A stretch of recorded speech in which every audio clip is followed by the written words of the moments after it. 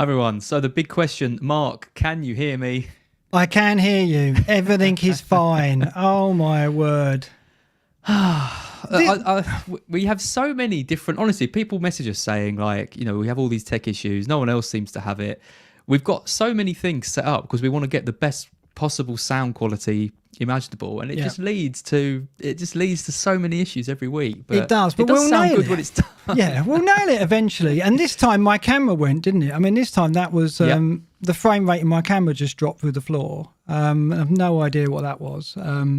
But and you lost all your settings, and we buggered as your we buggered said. Are we? Can you let us know in the chat if we're sounding okay, if we're balanced okay? I think we are. I think we're all good. Yeah, we're good to go. I think it's good. Says PPX. It's good. Cool. Brilliant. Okay. Right. Thank you. Thank you for your patience. Yeah, thank you, everyone. I'm going to start again, Mark. I'm going to do the intro, do it properly. Go on then. So you can cut it for the podcast. Yeah, lovely. For the people, all the people that don't get to experience all these lovely technical issues we get. Right. So welcome, everyone. It's episode 26. We're heading into Gameweek 29, which, as I say in the description, has to be the most underwhelming looking game week I think I've ever seen in FPL. All our hopes rely on the unreliable Spurs, Arsenal, Brighton, Newcastle. I mean, it's such a cast of wonders. We even forget who's there. And this is Spurs as well that just went out tonight in dramatic fashion in the Europa League. I can't quite get my head around that. To a team whose manager is in prison. Just crazy, isn't it? I mean, what do we make of that after the North London derby defeat as well? Yeah, I don't know what to say about it. But we have got a lot to discuss tonight. Even though it is a very slimmed down, low fat game week, we're going to dive deep into the matches that there are, the 4 games that there are, and look at our free hit team. I've looked last week. I think we brought up a kind of our idea of what a free hit team would look like. I've revisited that. I'm going to look into defenders again because I've reconsidered on the Veltman thing. You've won me round, I think.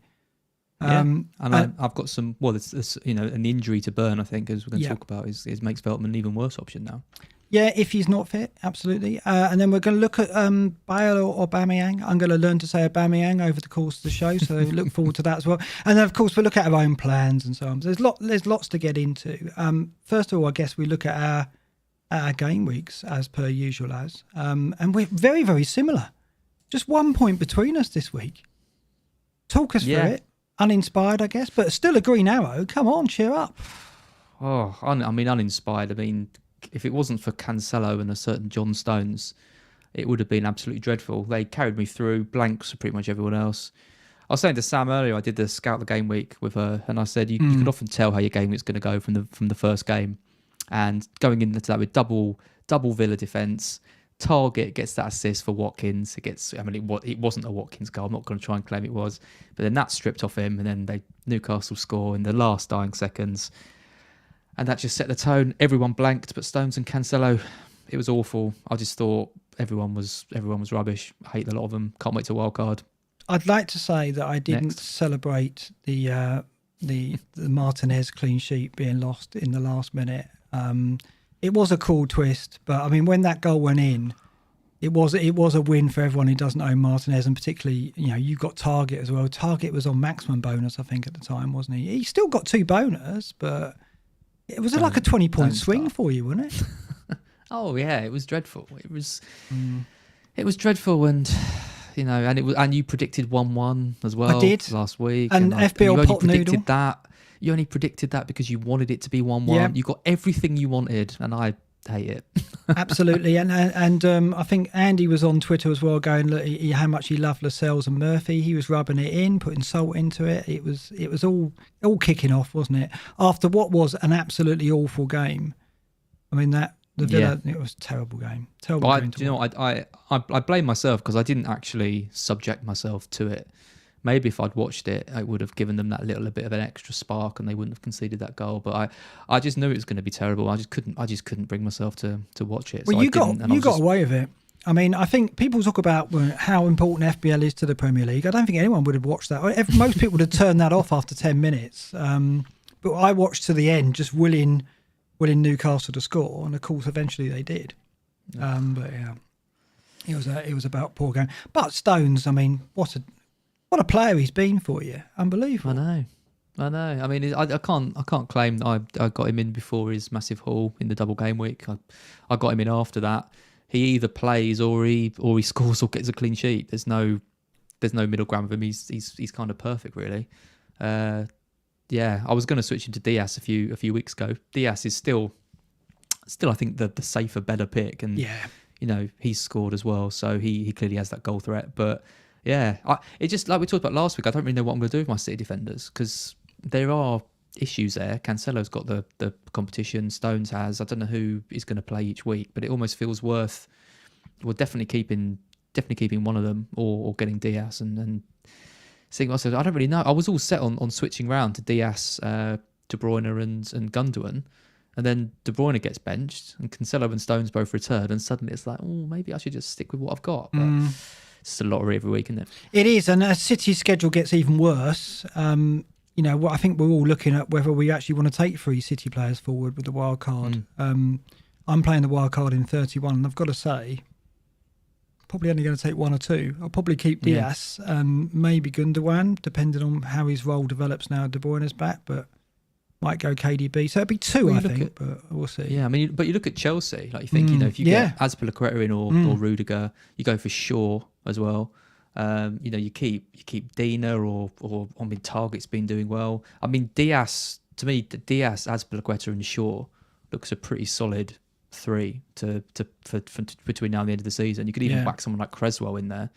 I don't know. I just think maybe City aren't the best play anymore. I don't know. It's tough. Yeah, I mean, I can't wait to get Luke Shaw in my team, to be honest. I keep watching from afar. I mean, he looks fantastic. It's just at the moment I can't find a spot for him with the blank, obviously, in 29. But him and the Chelsea defender, that's got to be, that's 2 of the wild card picked already. Yeah, I think so. Yeah. Okay. We'll talk about Salah, though, before we go off your team, because I don't have Salah. Again, it was disappointing showing, wasn't it? One of all the captain picks fell flat. And ironically, Calvert-Lewin was the one I was talked about doing, and he only got a goal, 6 points. But actually, he was the best bet for me if I'd have gone that route. But what did you make of Salah's performance again?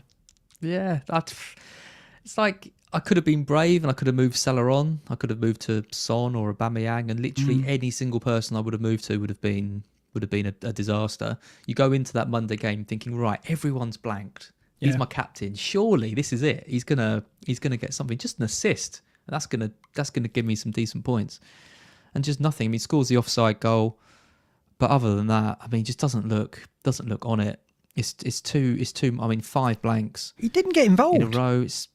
They didn't get the ball to him enough, did they? I didn't think. I mean, I don't know what it is. is just clear at the moment in terms of who I'd pick and half the price. And Salah. We're talking about maybe Free City isn't going to survive the wild card. I don't think Salah is when Jota's there as an option, is he? I don't think so. And he's not going to double up because they're just not scoring enough goals. They have got a good run in.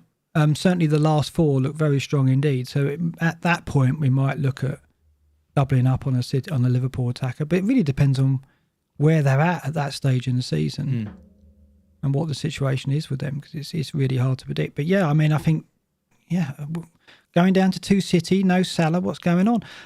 My team, as I say, I could have gone with the Calvert-Lewin captaincy. In the end, I went Bruno. I think of the captain candidates, he was probably the one that was most unfortunate to come away with a blank. He set up a good chance of Greenwood. He had the shot saved. He had a one-on-one. He was decent in the game against West Ham.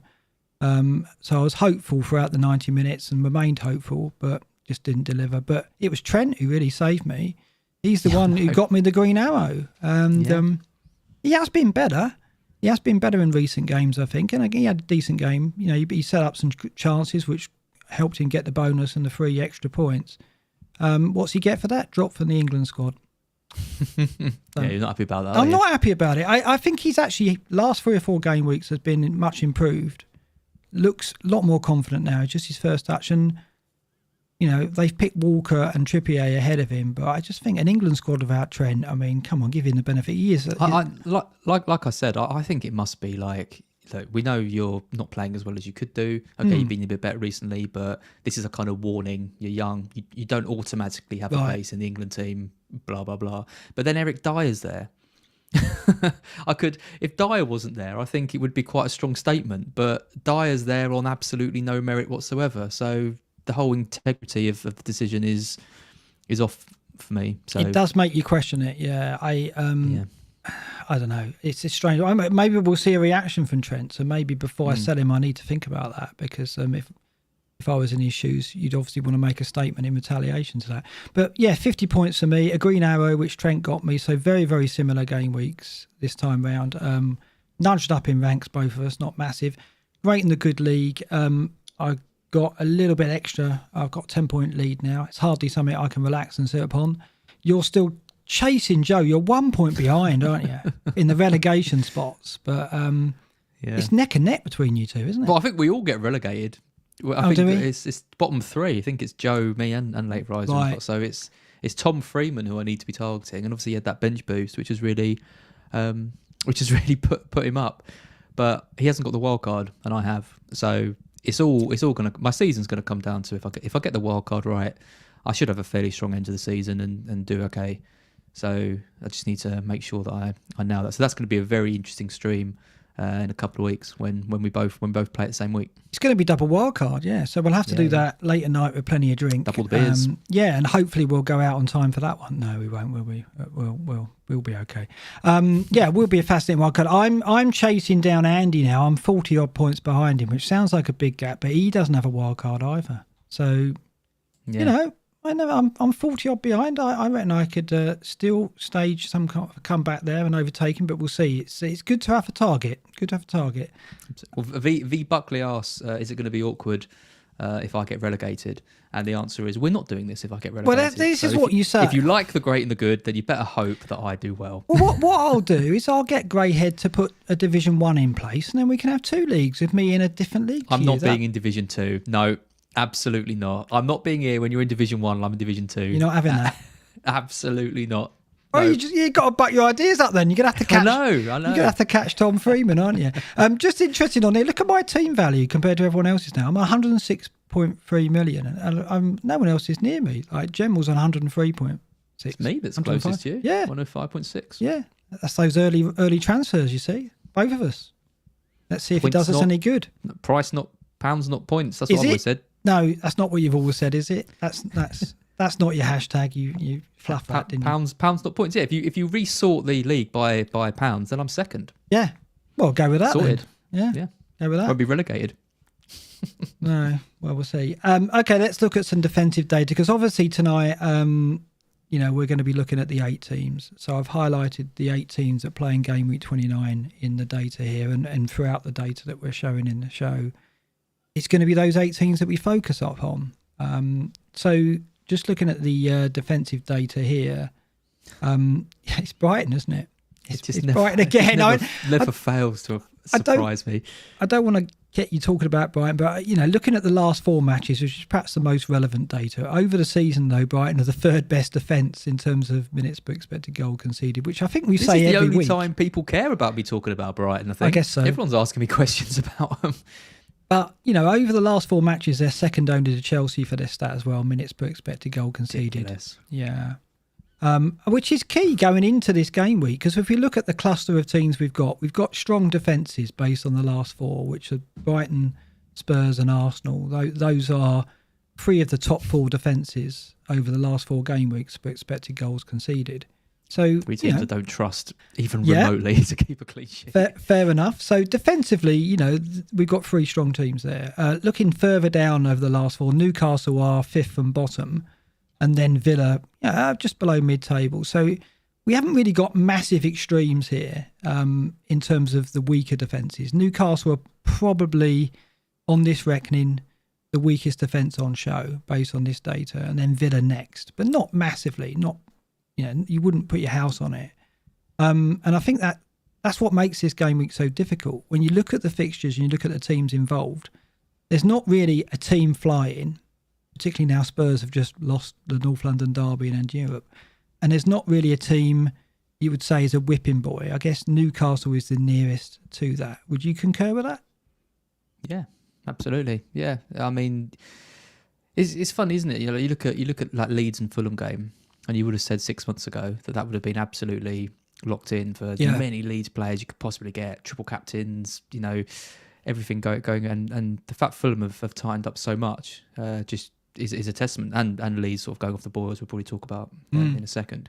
But yeah, I mean, I don't think there is a standout fixture this week. I don't think, even though Newcastle are so low down on this, that isn't going to be a goal fest. The message to Brighton is going to be, don't lose this game, lads. Do not lose to Newcastle. If you get a 0-0 or a 1-0, we take it. We've got a better team. We should be all right. If we lose this game, we are in massive trouble. And do you think we can't lose it? Do you think that's the same for Newcastle? Do you think they'll go there and think, well, we can take a point here, that'll be all right? Or do you think they've got to win it? I think there's more onus on Newcastle to win it, and there's lots of reasons for it. Obviously, they need the points, we both do, but in terms of momentum, in terms of proving a bit of a point that they're not just going to go down without a fight, and I just think looking at the end of the season runs, I think Brighton's looks a bit more favourable to me, and I think we are more capable of picking up points in some of the tougher matches that we've got than they might have. So I just think it's crucial for Newcastle to win this game. I think they have to. I think if they lose this game to us, then that puts a bit of space between us, and we should be okay. But surely that's what Potter will say to his team. Like, this is, if we win this game, we almost put it to bed, don't we? Yeah. So I don't know. That's an interesting angle. I mean, motivation at this point in matches is a key question for FPL managers, because it does play a big part. When you look at matchups, and you would normally go, well, they're definitely the stronger team, so they'll see it through. Southampton Brighton last week was a case in point. I said that I felt that Brighton could get the result there. Southampton, massive win. Yeah, Southampton don't really have much to play for. Brighton certainly do, and in the end, that might have been the deciding factor. So definitely, motivation now can skew form. It can skew, what we think about league position and so on. So it's going to be a nervy one. This one, I think, for both sides. I think, a team breaks or a team starts attacking, and it's going to be interesting to see whether the attacking team has the confidence to kind of push more men forward and kind of go for it, and B, whether the defending team actually can take the pressure and kind of withstand it. I'm looking forward to it from a kind of footballing perspective, because even though I think it might be quite cagey, I think there's so much riding on it, and there's going to be quite a lot of passion out there, and it's going to be an interesting game to watch. But as a Brighton fan, I'm not looking forward to it because, like I said, we just can't lose. We just can't lose this one. 0-0, I would take, to be honest. This is interesting when we start looking at attacking data over the last four in particular, because again, Brighton, incredible, second to Man City in terms of minutes per expected goal, 51.2, City on 38.1, well out in front, but Brighton's second over the last four games. I think it's 10 big chances they've created in those four matches. That is very surprising. So Brighton go into this game third for defensive data and second for attacking data in our tables. Effectively the form team statistically, which is pretty extraordinary. And that might explain, why there is a trend, certainly on Twitter in the community, towards looking more at least two Brighton players at the moment, and maybe even a Brighton attacker in the mix as well. Further down that table, you look at the bottom section and look, Newcastle, Leeds and Fulham. So Leeds and Fulham meet in one of the fixtures, and they are currently the third and fourth worst teams in terms of minutes per expected goal over the last four games. So whereas before, you're right, we'd have looked at that fixture and thought, well, let's get Leeds players because they're an attacking team up against the Fulham defence.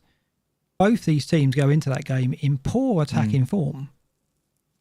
I mean, what's your explanation for that? Why have those two teams dipped so much? I mean, Fulham, they were mid-table, but Leeds, over the season, were second, third, fourth. Now they're dipping down, and they really have declined in recent weeks. What do you think's behind that? Yeah, I mean, I'm definitely not going to say they're tired, because I know Leeds fans hate it, and I don't think it's true either. I think they're like machines. They don't even know what tiredness means. I just wonder if there's a bit of a change in tactics of both teams. I think Leeds have been really unlucky not to have scored more against West Ham. Rafinha in particular, he's just been absolutely outstanding, and Bamford's been really guilty of missing quite a few chances. So I do wonder if the their problem has been conceding kind of too many goals, and they haven't actually conceded that many. And the West Ham game aside, was a bit of a blip, but they shouldn't have lost that game 2-0. I don't think, with the chances they created. Fulham just don't score enough goals, and I think Parker knows that, and he just says, okay, well, if we're not going to score many goals, let's not concede many either, and that generally seems to be the way they're going as well. So I think both teams are just kind of happy now just to get a 1-0 or a 0-0 and just kind of almost see the season. Well, for Leeds in particular, just kind of see the season out, because they're probably quite happy where they are. And Fulham just need to pick up some wins. So being solid and grinding out a 1-0 suits them to the T. So yeah, you can see where we're going here. I don't know about this game. I don't think it's going to be as exciting as it could have been a few months ago. But Fulham have got to win it. I mean, we talked about Brighton and Newcastle being cagey, Leeds and Fulham being two teams in poor attacking form. You can see why we're not very optimistic about the game week, can't you? Because we're already talking about not many goals in either of those two games. Well, that was the one. That to me was the one. That was the game with goals in it until the last few weeks, and now it's like it's going to be a 1-1 or a 2-1 max. I mean, Fulham arguably have got to win this game. They're at home to Leeds. That's an opportunity to get 3 points and close the gap on Newcastle, who, if they do slip up at Brighton, are there for the taking, right? Do you think that could make it a better game than we're anticipating, in that Fulham have got to go for the win, and that could leave them open and Leeds on the counter, blah blah blah? No, because I think Parker is a smart man, and I think he knows he doesn't want to create an open game against Leeds. He's going to want to close it down. He's going to want to get a 1-0. He's going to want to keep it compact, keep it tight, and hit them on the counter, and like they've been doing really successfully, like they did against Liverpool. It's going to be that kind of game. The last thing he wants to do is go for it and open the game up, and let Leeds, pour Rafinha and Harrison and Bamford forward, and all, Roberts and all Dallas coming in. Like, they've got so many players that can quickly overwhelm the team that I just can't see that happening. I just can't see Leeds racking up a huge score, or Parker letting that happening. I think it's going to be a tight game. Another tight encounter, yeah. Villa about mid-table in attacking form there, and over the season they've been very strong, but recently, again, without Grealish, they have dipped, no doubt. So they're another team that you look at and think they're going into their fixture with Spurs not in great form without Grealish. We haven't heard from Dean Smith yet, but we don't know whether Grealish is going to make it. If he doesn't, can we hear from Dean Smith? Is it working? Can we hear from? Well, what do you mean, like this? I live in the real world, not the fantasy world. It is working, yeah. Dean Smith, we love him. Yeah, I mean, I'm sure he's going to make another excuse for Grealish. I don't anticipate. I mean, they're going to give him the international break, right, to recover from the injury. Yeah. Oh well, I would have thought so. I think like from what I've heard, it was an injury, then he's ill again. Yeah. And it's like, God, recovering from an injury. Are you buying again. this? I don't know. It's a funny one. I think didn't you say last week you thought he's pretty out for the season, because it just seems a weird injury. There's not really much news about it, and who kind of really knows what's going on. I mean, I can't. He won't play against Spurs.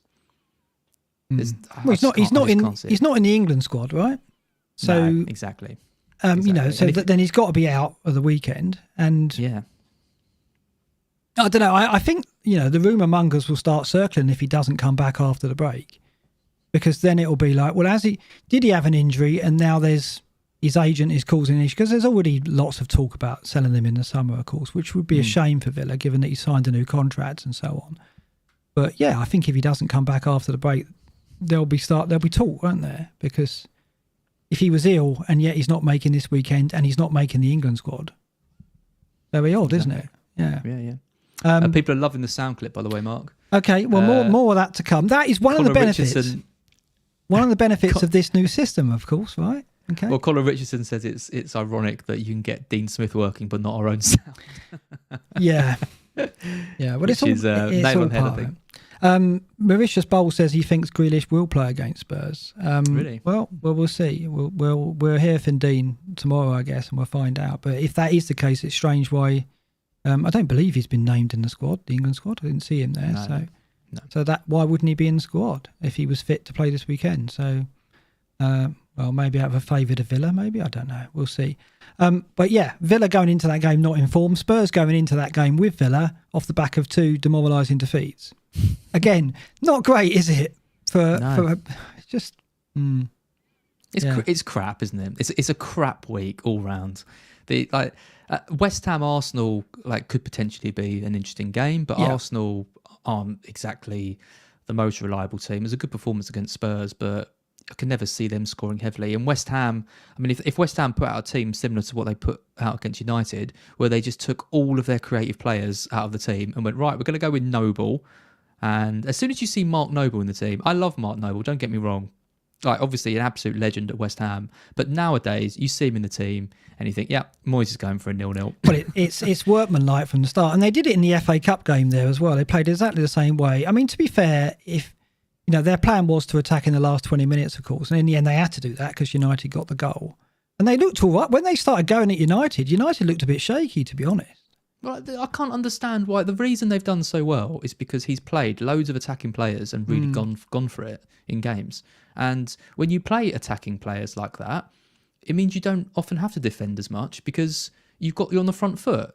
So why pick a team that's deliberately going to let United be on the front foot for the entire game and then attack them in the last 20 minutes but not convert any of your chances? I just don't get it. Moyes does it a lot, and it's a bit like on Football Manager. I play Football Manager and I tinker too much, and I try and set my teams up too smart, and it doesn't go well. And in a lot of ways, I'm a bit like a Premier League manager. You've compared your antics in a video game, such as it's a good game, but it doesn't work on Football Manager. And I'm saying I just can't. I saw that lineup, and it just because I predicted 1-0 United, and I saw that lineup, and I was like 1-0 United. Yeah.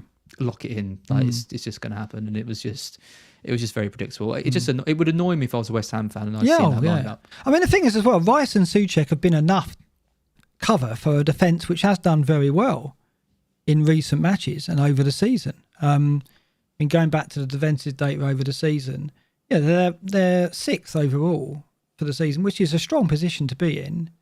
For a team that, not being funny, but they're a mid-table team that have really pushed on this season, and defensively they've been strong.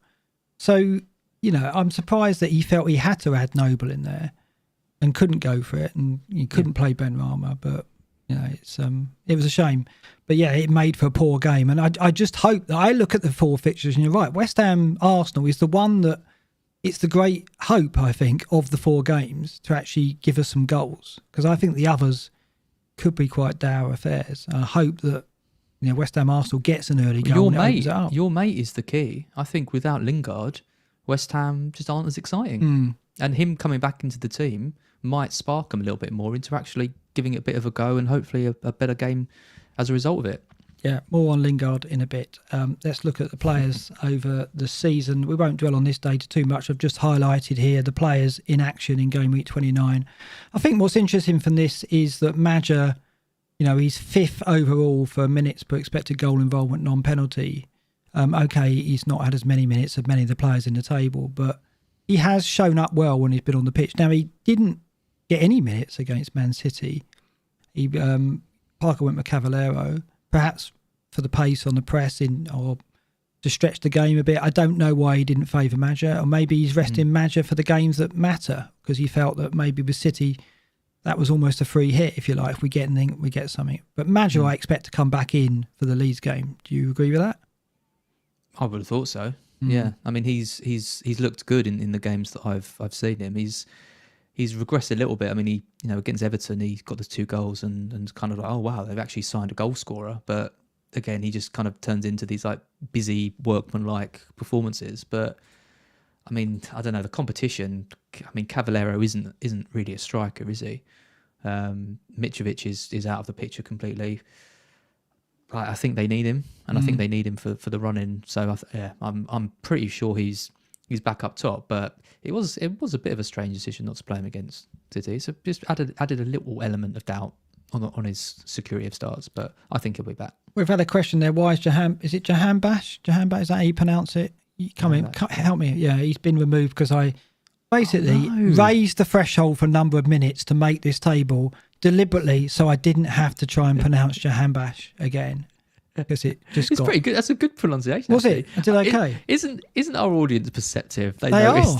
They are. Johannes back. Is it? Maybe. Yeah, I mean, yeah, it's good that they're that attentive.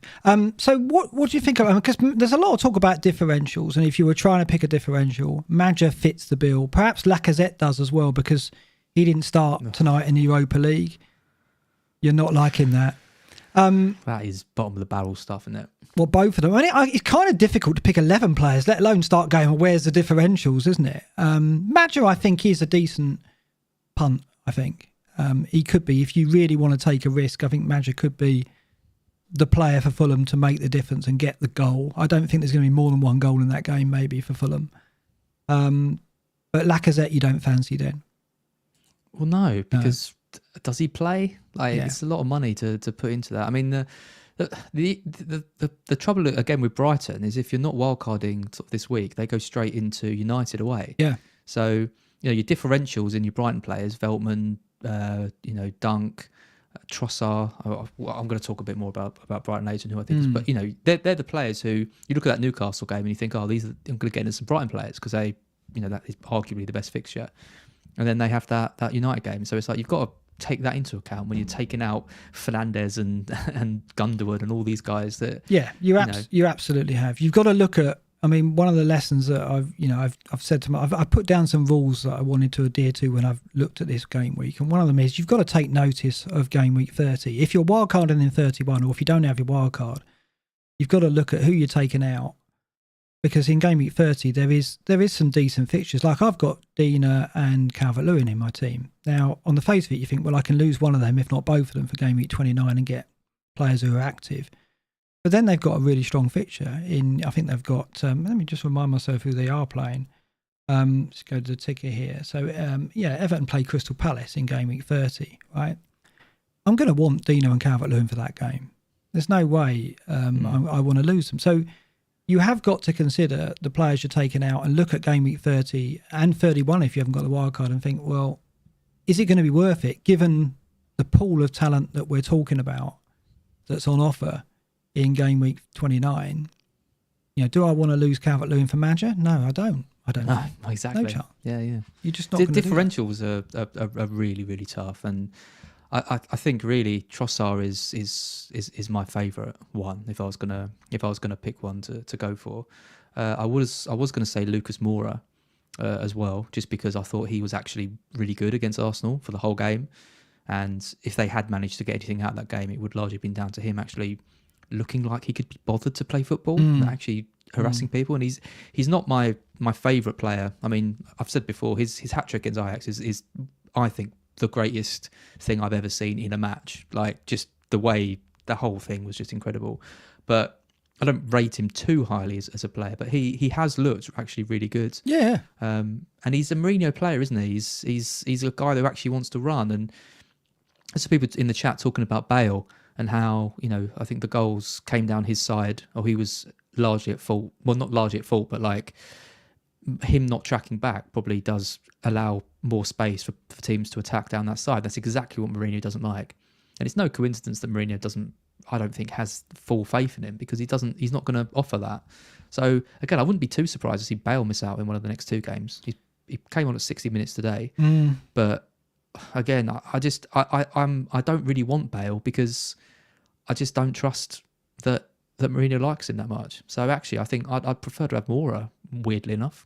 Well, we're going to talk about Bale or Aubameyang, I got that right, in a moment, because I think for me, I've got that decision to make. I think you're looking at one of them as well, aren't you, for this game?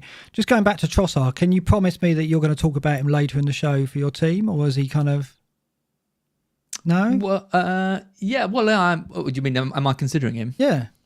Yeah, I am. Yeah, okay. Massively. Right, I think. Okay. Right. Yeah. I mean, do you want me to talk about Brighton now? Save it for later. I've got something a bit special for that. So. It's my moment, Mark. I'm excited. I know, exactly. Yeah, but I know when we look at our teams, we'll do that. Let's just look at players over the last 4 game weeks, and again with an idea on some differentials. And there's a couple in here. Pepe, who I've mentioned in previous game weeks. Previous shows, rather, building up to this, could be someone who we could look at. Saka, who didn't figure in the Europa League tonight, but we believe could come back into the equation for the West Ham game. Fantastic. They are, yeah, absolutely.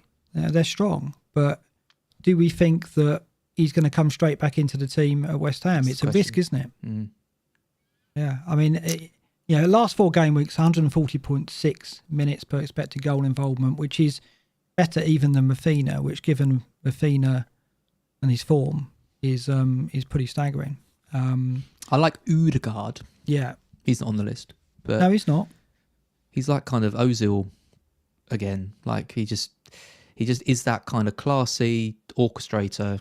He's setting up chances. He looks like he's going to be the kind of player who, when Arsenal want something to happen, they're going to start turning to him more and more. And it's been Saka and Smith Rowe have had that before, but now I think it might just be leaning towards Odegaard a bit. He's a good differential. He's someone I'm considering. And actually, the Liverpool game in 30 probably isn't that bad a game for Arsenal, even though they've got Fabinho back. I still fancy Arsenal to get a goal in that. Yeah, this is it. I think when we're talking about taking players into 30, Bale obviously appeals because they've got Newcastle, Spurs, and that's why a lot of people have piled on Spurs for Gameweek 29, of course. But, Arsenal against Liverpool, if you're going to go with an Arsenal player, whether it be Saka or even Aubameyang, it's not too bad a fixture. You would still play those players in that game because Liverpool have obviously allowed opportunities, and you think Arsenal could get a goal in that game at least, wouldn't you? So I don't think that is a bad fixture. I think you're absolutely right there.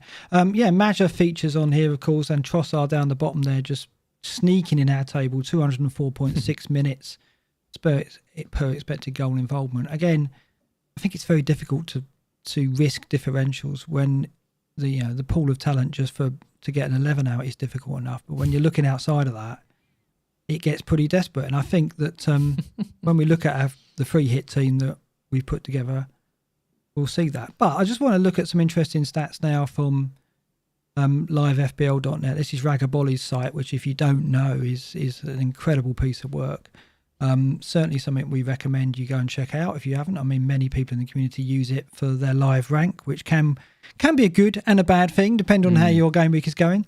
But this is interesting. This table shows the active players by tier, if you like. So the top 100, how many active players they've got going into game week 29, the top 1K, the top 10K, etc.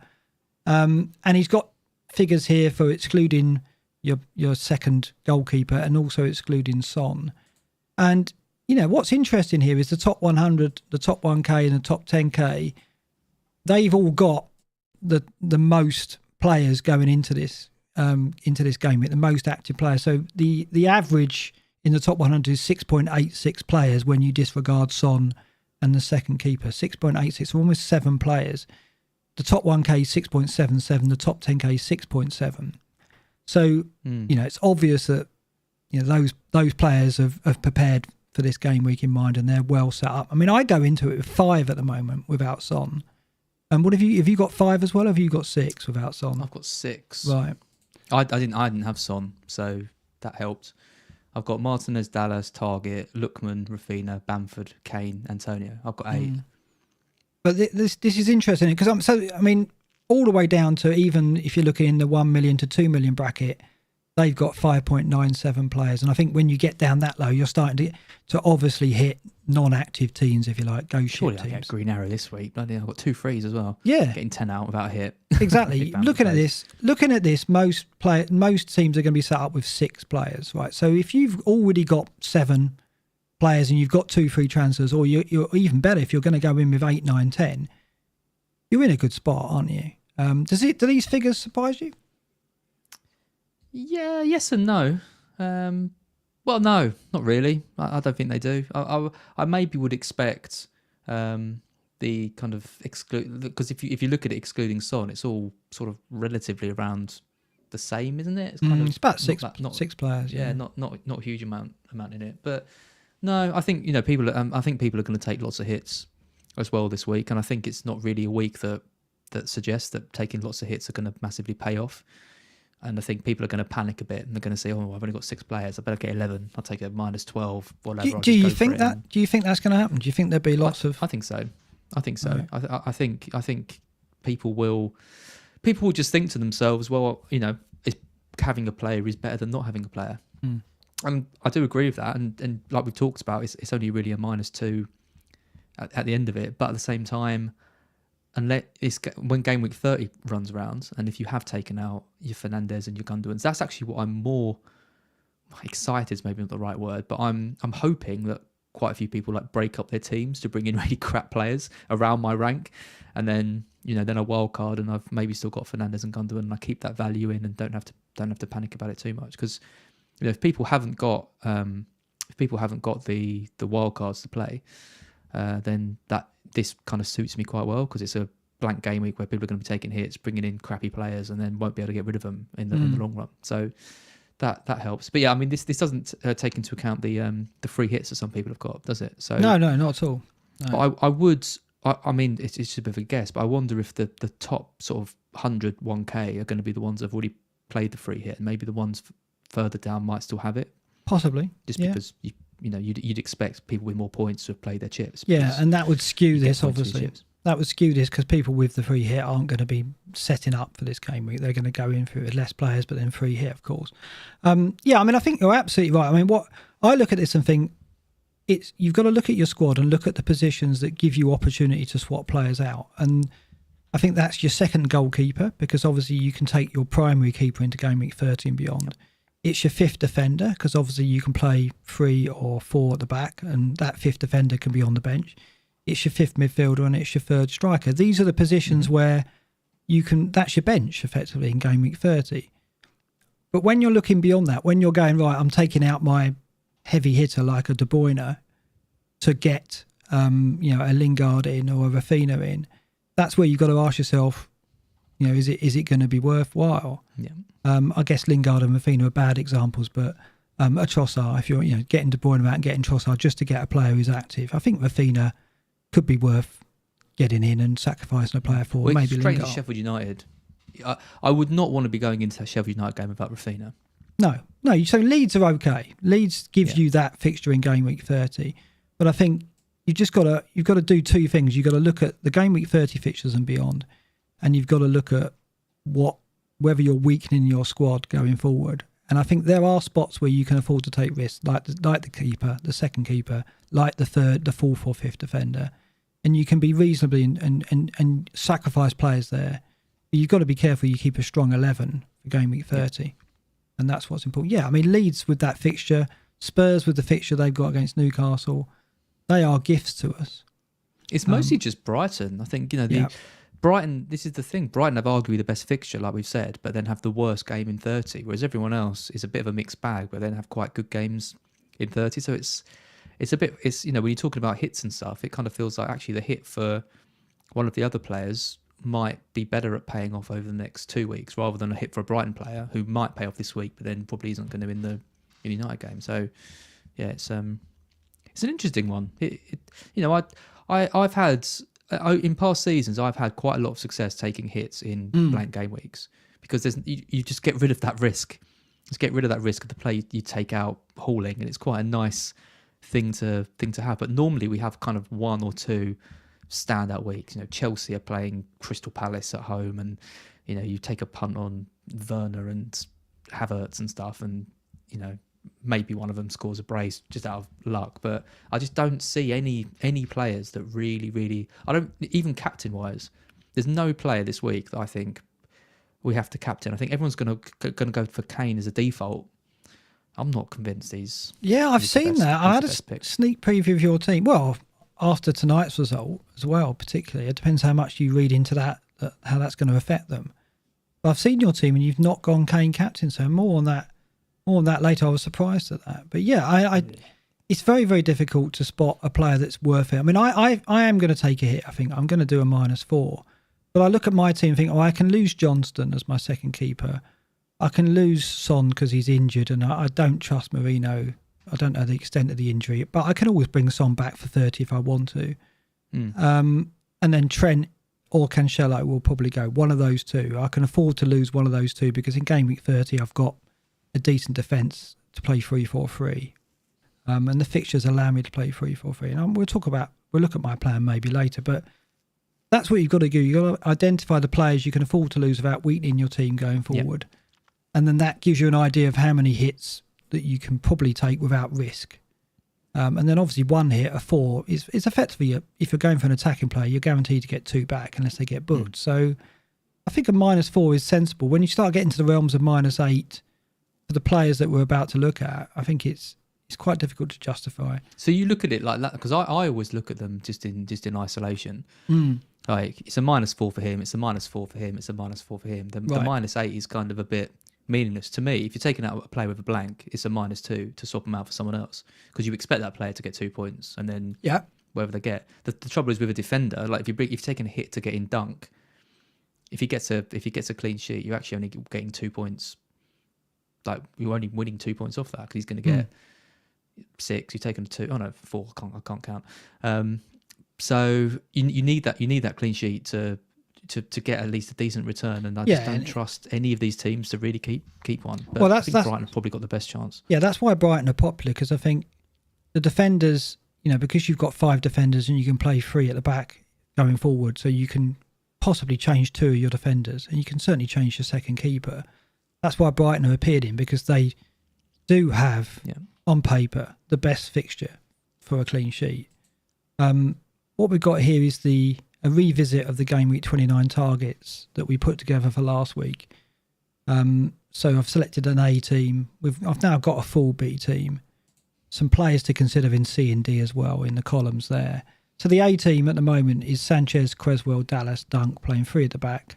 Bale, Lookman, Rafinha, Lingard, Aubameyang, Kane and Antonio. I've made 2 changes here.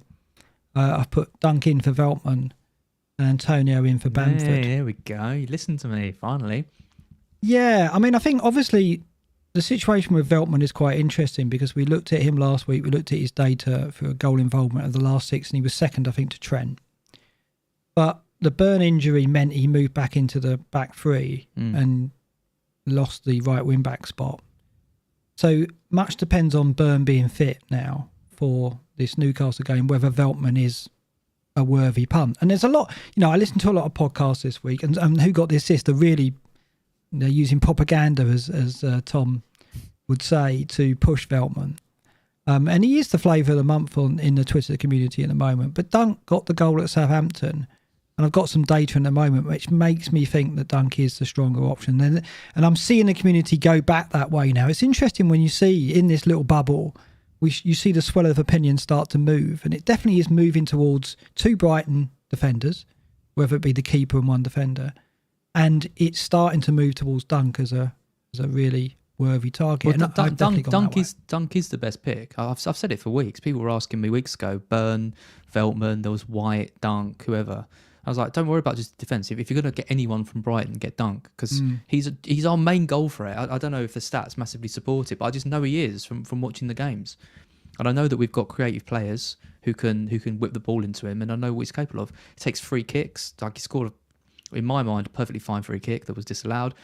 I wouldn't be surprised if he took the next penalty, because all our players keep missing penalties, and he's probably our most composed player like that. So I think Dunk is an absolute standout. I do like Veltman if he plays at right wing back, but it was interesting because I hadn't really considered the implications of Burn being out on that kind of shift. And so I can't remember who it was on Twitter. They pointed it out to me and actually found some quotes from Potter on Gross. Because I personally think Gross is about the most ill-equipped player to play at right wing back of anyone in the league. He doesn't strike me as someone who can get up and down the line at all. Well, he can't.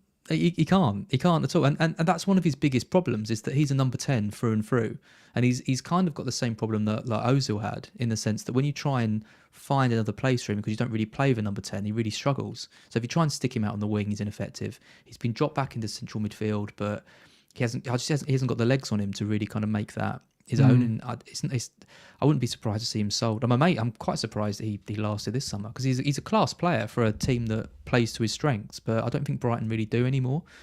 But sticking him at right wing back, like, I know he can ping in some crosses and stuff from that position, but he's going to be targeted. If he's up against St Maximan there at right wing back, we will concede.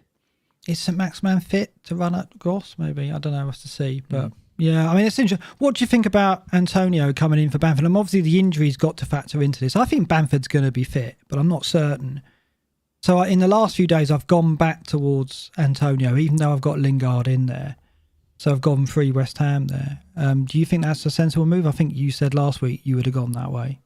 Yeah, I think so. And it's not just Bamford's injury; it's Leeds in general looking a bit off form, and the fact I think Fulham are gonna keep it quite tight.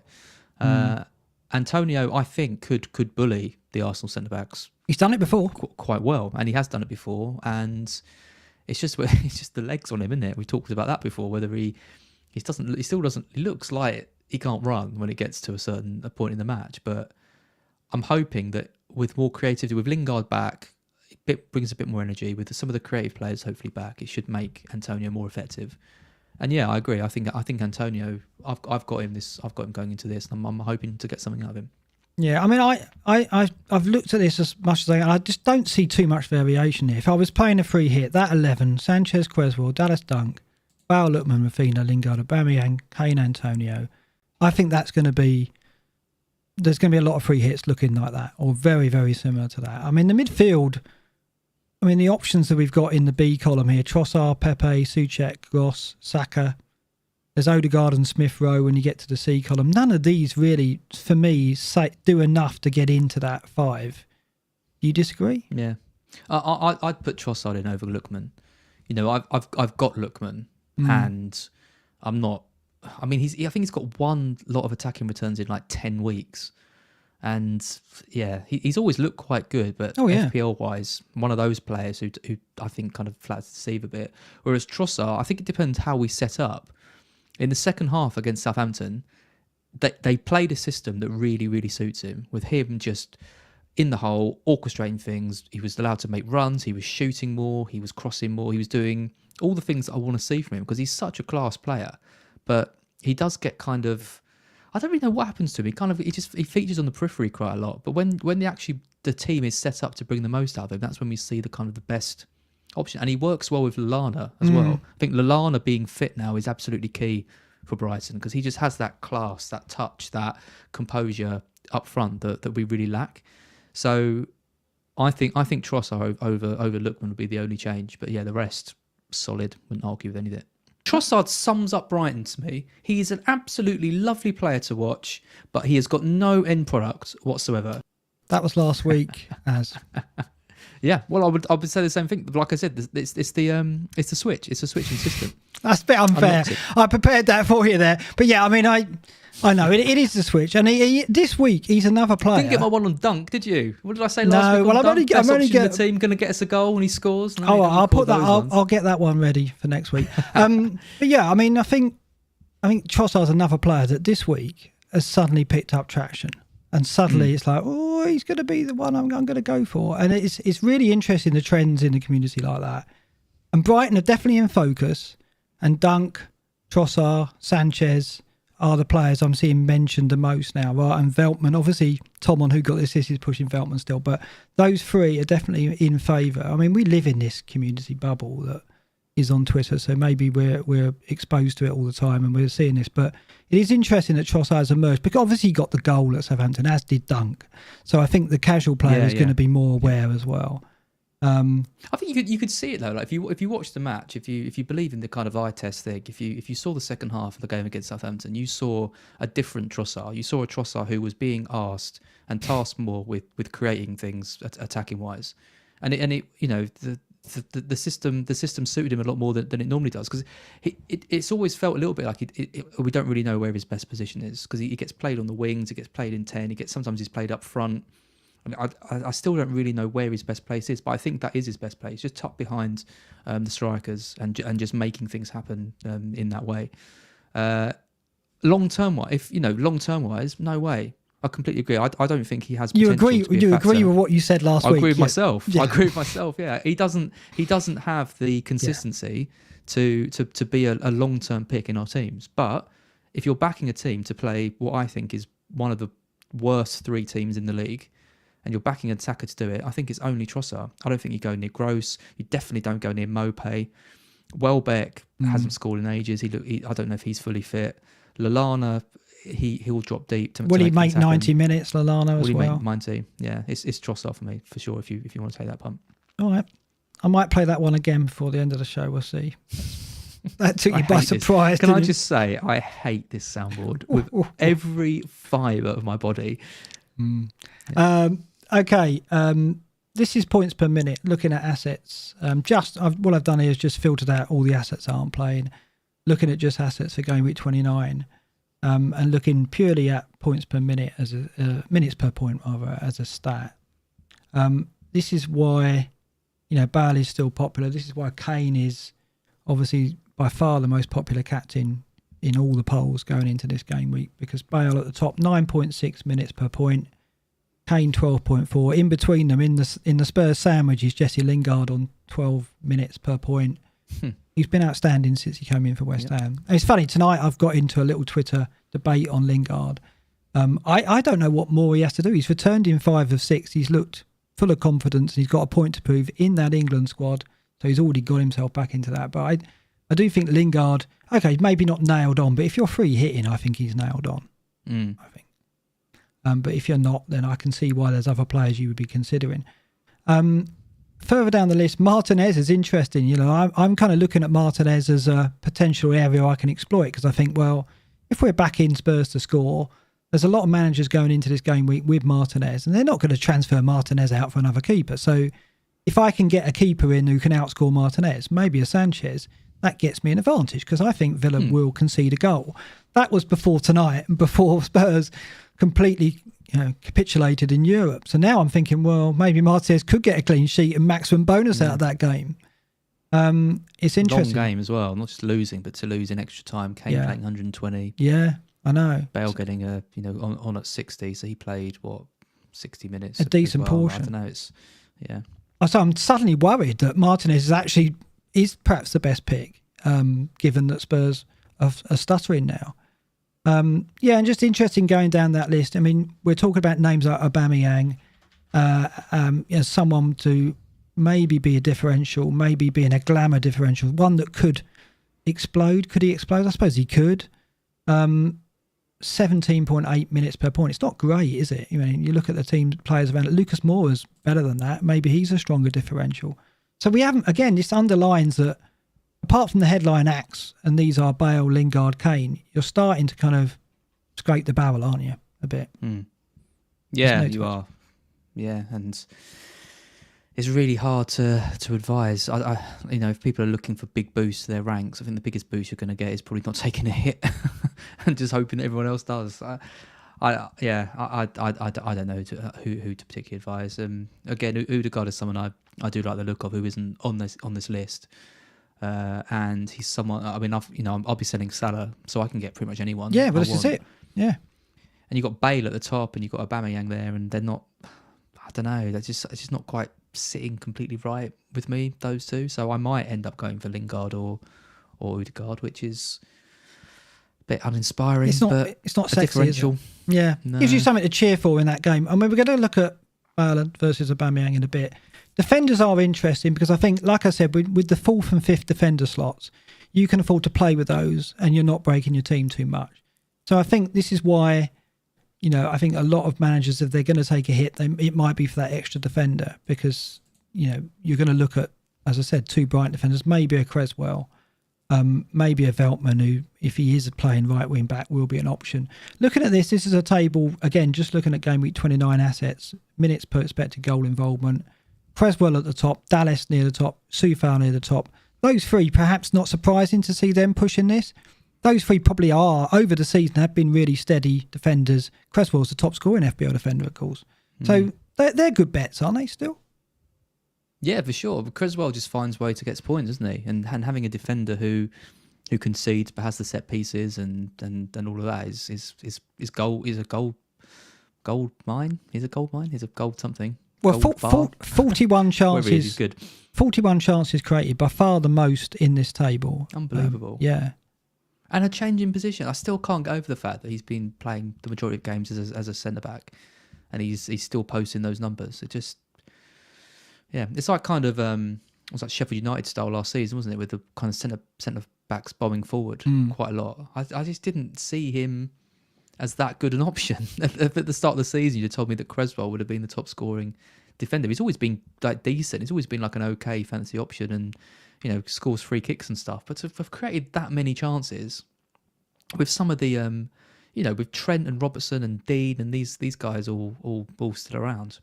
Yeah, really, really surprising. But yeah, fair play to him. I think Soufal is up there as well. With still 28, yeah. And is obviously quite a lot cheaper, but Creswell for me is still not still. I did actually back Soufal, but I think now Creswell is ahead. Well, in that game, in that Arsenal-West Ham game, West Ham-Arsenal, we've got three of the best creators and defence on show in Creswell, Soufal and Tierney. Tierney on 28 chances created as well. A lot of people may be looking at that, but I just fancy West Ham to score. So I think then you're kind of, if you're taking a hit for Tierney, you're banking on an attacking return, and that's difficult to see. Defensively, Arsenal are strong, have been strong, as are West Ham. So it could even be 0-0. Clean sheets in 10. Well, there you go. Arsenal. Yeah. So even though they've been stacking up big numbers, they haven't been keeping out the odd goal, and that's been their problem. And Tierney, yeah, I agree. I concur that he's a good attacking option, but I just think banking on an attacking return, if you're getting him on a free hit, fine. But if you're taking a hit or using one of your free transfers, I'm not so sure about Tierney's potential. I would rather go Creswell, definitely. Look at Dunk's shots. 26 shots. That's second from defenders only to Dallas, who plays in pretty much central midfield. And that's well, I'm glad that does actually back up what I've been saying about Dunk being our main goal threat, because I hadn't actually seen those stats, but that's the sense that I get. If we get a goal, it's more than likely going to be scored by him, because who the hell else is going to get it? Well, I mean, he's even coming forward to be on free kicks, and like you said, you wouldn't be surprised to see him take a penalty if it comes to it. Yeah. Well, it's interesting you pick out Dunk there, because this is some more data which I picked out, and a potential. I always like to look for a weakness and a strength when two teams fit together. And Newcastle and Brighton, what I want to look at is whether Newcastle have any weaknesses from set plays, with the idea that, well, is it Dunk over Veltman? Is there more evidence to suggest that's the way to go? And this table here, the top table, shows Newcastle's potential weakness. This is a table showing expected goals conceded from set plays over the season. And Newcastle are the fourth worst team for goals conceded from set plays. So Palace on 12.3 expected goals conceded from set plays, going down to Newcastle in fourth on 9.3. Interesting as well, when you look at headed chances conceded, Palace are the worst on 91 headed chances.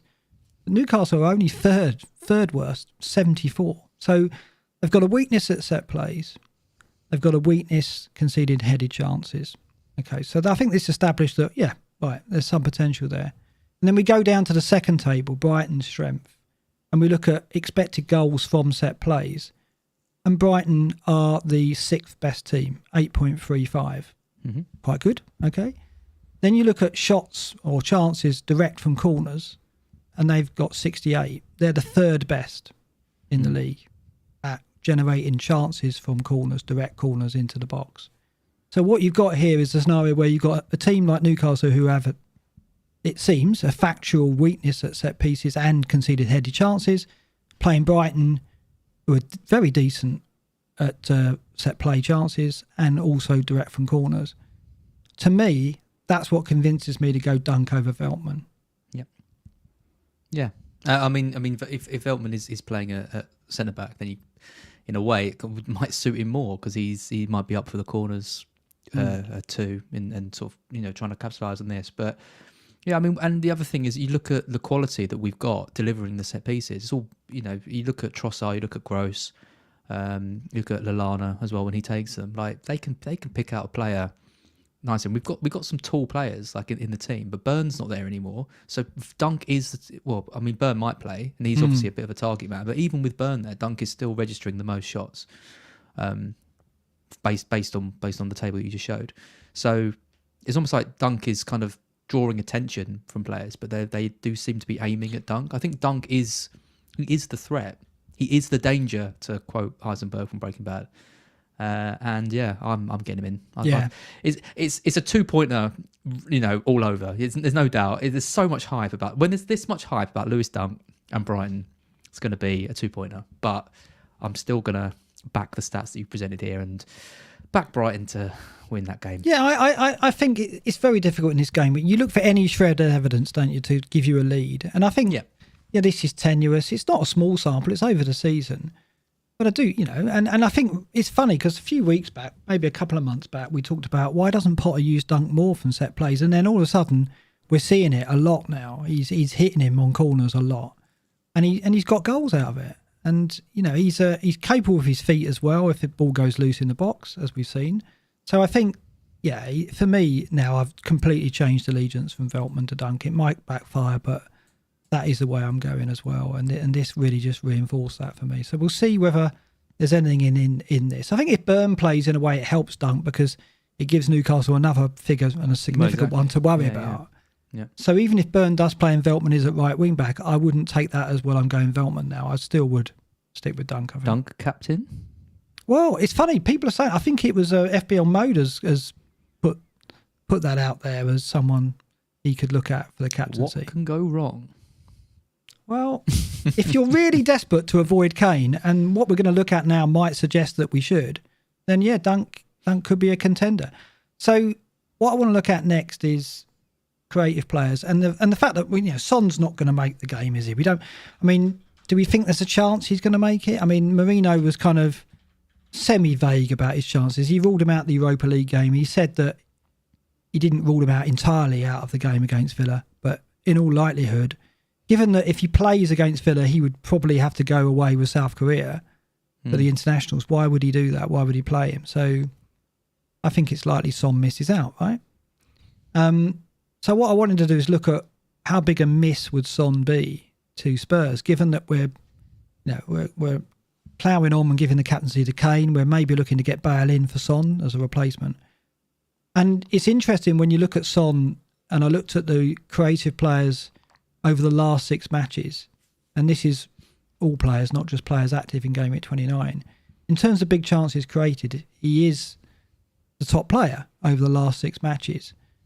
3 assists, 14 chances created, big chances 6, more than any other player. Rafinha second on 5. So it's clear there that this is a player who has been in strong creative form recently. And the table below that looks at just Spurs and their chances created. And when you take Son out of the equation, he's created 14 chances for them in the last 6 matches. The next player down is Aurier, who probably will play because Doherty's been awful. Kane on 8. Bergwijn 7, who probably won't start. Bale on 6. When they lose Son, they are losing a lot, aren't they? Oh yeah. Well, yeah, they've got 2 kind of world-class players, haven't they, in the team? Bale on his day, but I don't. Yeah, firstly, all the stuff about Mourinho's systems and stuff, but also the fact Bale probably isn't in he's in his kind of twilight years. So yeah, taking Son out is absolutely massive. I think taking Son out is equal to taking Kane out, just because of what he brings and the energy that he brings. I mean, the interesting thing is, I wonder, and a few people are saying in the chat, I do wonder if losing tonight does actually make them think, God, if we can patch Son up and just get something out there, maybe we need to now, because we've clearly shown we're not good without him. Which isn't that big a surprise. They've got to get top 4 now to have any chance to get into the Champions League next season. They've had that loss against Arsenal as well, which puts them even further down. So it's actually a really important game, I think, for them to win. And Villa are around them in the league too, so they can't afford to lose that and let Villa enter kind of into the race again. So yeah, I mean, it could be they just patch him, and it's Groundhog Day, isn't it? It's exactly what happened earlier in the season. It was a hamstring injury. The week went on. And I think the difference is, as the week went on last time, more and more quotes emerged about Son maybe being okay. We started to get a little bit of a picture, whereas this week it seems like, I think Mourinho said he's definitely not going to play in the Europa League and probably not against Villa or something like that. So, but it implies that he's close. It's not as different as last time, but he must be kind of around there. He also said, didn't he? He said that Son recovers quickly from this type of injury. I wouldn't be surprised if he started. I wouldn't be selling him if I had him. Right. Well, that's really interesting. Yeah. I mean, I hadn't thought about that, the implications of tonight on their approach to the Villa game. But you're absolutely right. That could change the perspective completely, because now they've got to go full tilt for that 4th place, which. They're giving chase to Leicester and Chelsea, which is probably unlikely. They've got a game in hand on Chelsea, are 6 points behind, I think. So it's not out of the question. But suddenly a win at Villa is essential for that, right? There's no way they're getting top 4. You don't see No it. way. You said this last time and you were spot on. Yeah, I'm not I having know, a I bet said with it. you again. Well, people were tipping them to win the bloody league when I said they won't even get top 4. I got absolutely slated in the chat. No one's slating me now for saying it. I noticed things change around. They're just not there. They're not good. If you look at City, Leicester, because Leicester, I'd argue they've got the buffer, the points buffer. You know, I think they're probably going to limp over the line a bit. But I look at United, City, Leicester, Chelsea in particular, and I look at West Ham as well, who I still think can beat in and around it. And if Arsenal can put a bit of a run together as well, I think they're all ahead of Spurs. I'd fancy any of them over Spurs to get into the top 4. Yeah, no, I think it makes me wonder now. Well, two things here: are we confident in the Kane captaincy, and would I get Bale in over another player as one of my transfers? And I'm just considering, the hole that Son leaves. And also, it was going to be Son to Bale was my transfer. And what you've said tonight makes me think, maybe there is something in this. Maybe Mourinho will get him out there now and lose him to Korea for that break just to get the result against Villa. Because I think going into that game against Villa, I'm not that strongly backing Spurs now off the back of these 2 defeats because it's going to have some impact on them, morale-wise, clearly. And we could see a bounce, a reaction, but equally we could see them just spiral down even further. So I'm in 2 minds now. And what you've said about Son perhaps being patched up makes me think, well, he's not the player to sell, which is a problem to me. It's given me a quandary. Well, you mentioned about Son, going off to think. I mean, he is in the squad. He is in the South Korean squad. Right, he's been named, is he? I wasn't sure about that. Well, I'm just having a quick look at Wikipedia now. So the following players were called up for the friendly match against Japan on the 25th of March 2021, and Son is there. Right, so he hasn't yet been withdrawn from that. So he hasn't been withdrawn. So even if Mourinho doesn't play him, he's still could well be going off with them anyway. Yeah, I guess. So I don't know. I wouldn't like to back on him definitely playing or not. But if you're selling him for Bale, I just wouldn't do it. Personally, no, I'll just run the risk that he's going to start, and then he's going to be back for Newcastle anyway. And I'd much rather have Son than Bale for Newcastle. I guess he is. I mean, I guess we're going to know. Right? If he's withdrawn from the South Korean squad, then we know he's going to. There could be some doubt about it. But if he's not and he goes away, he's obviously got. It's not like Grealish. Grealish isn't in the England squad because he obviously. I think personally he hasn't got a chance of making it. Otherwise he'd be there. Yeah. Whereas Son, I think, does have a chance, and they're monitoring it. Yeah, it's really. I mean, if only we could trust Mourinho. No. He's a nightmare, isn't he, that bloke? He really is. So one of the other things I was looking at is whether I can go Son to Aubameyang, right? Because I was kind of favouring Aubameyang over Bale because of what we've looked at there. And the case for Aubameyang is actually quite strong. If you look at, I looked at some data for the last 4 or 5 game weeks, game week 24 to 28, and in that time he started 3 matches. Game week 24 against Leeds, game week 25 against City, and game week 27 against Burnley. He got 7 minutes at Leicester, that's all. He obviously got the hat-trick against Leeds, 20 points there, and he got a goal at Burnley. And I looked at the underlying data at that period compared to his first 23 game weeks, and he is, he's up for all the key indicators: minutes per touch in the box, minutes per shot in the box, minutes per XG non-penalty. There's clearly an improvement there, so something is lifted in his performances. And the fixtures, Leeds, Man City, Leicester, Burnley, there's a favourable. Leeds was a favourable fixture, but City certainly isn't. Leicester arguably didn't play, only played 7 minutes. Burnley away, fairly favourable. Okay, I wouldn't say those fixtures are a gimme, any of those. So I think we can put some stock in that data. What's your observations of Aubameyang? Because you did fancy him a couple of days ago. I think you were talking about bringing him in. Yeah, well, I messaged you this morning saying I was thinking he was going to be my my Salah replacement, and I feel like he has got potential. I mean, he had a poor game tonight again. He missed a load of chances. I haven't seen that, but yeah.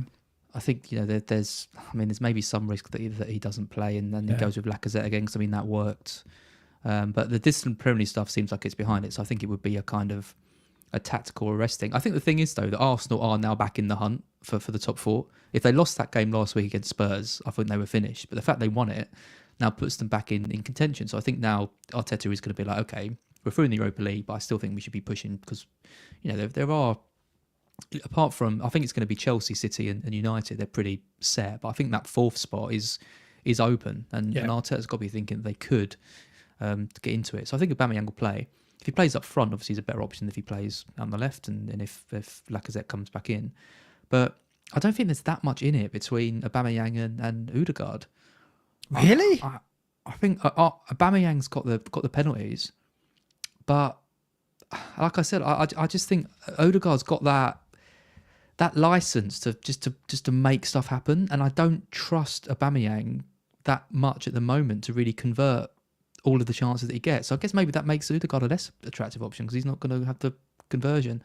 I don't know. I just wonder that, like, I just worry that we're going to lose players like Son and Salah, and we've got so much money that we just go for Aubameyang as a kind of default because we're just thinking, oh well, he's around the same price, I'm just going to chuck money at it. When actually we are missing a trick on some of the cheaper players, actually being better options this week.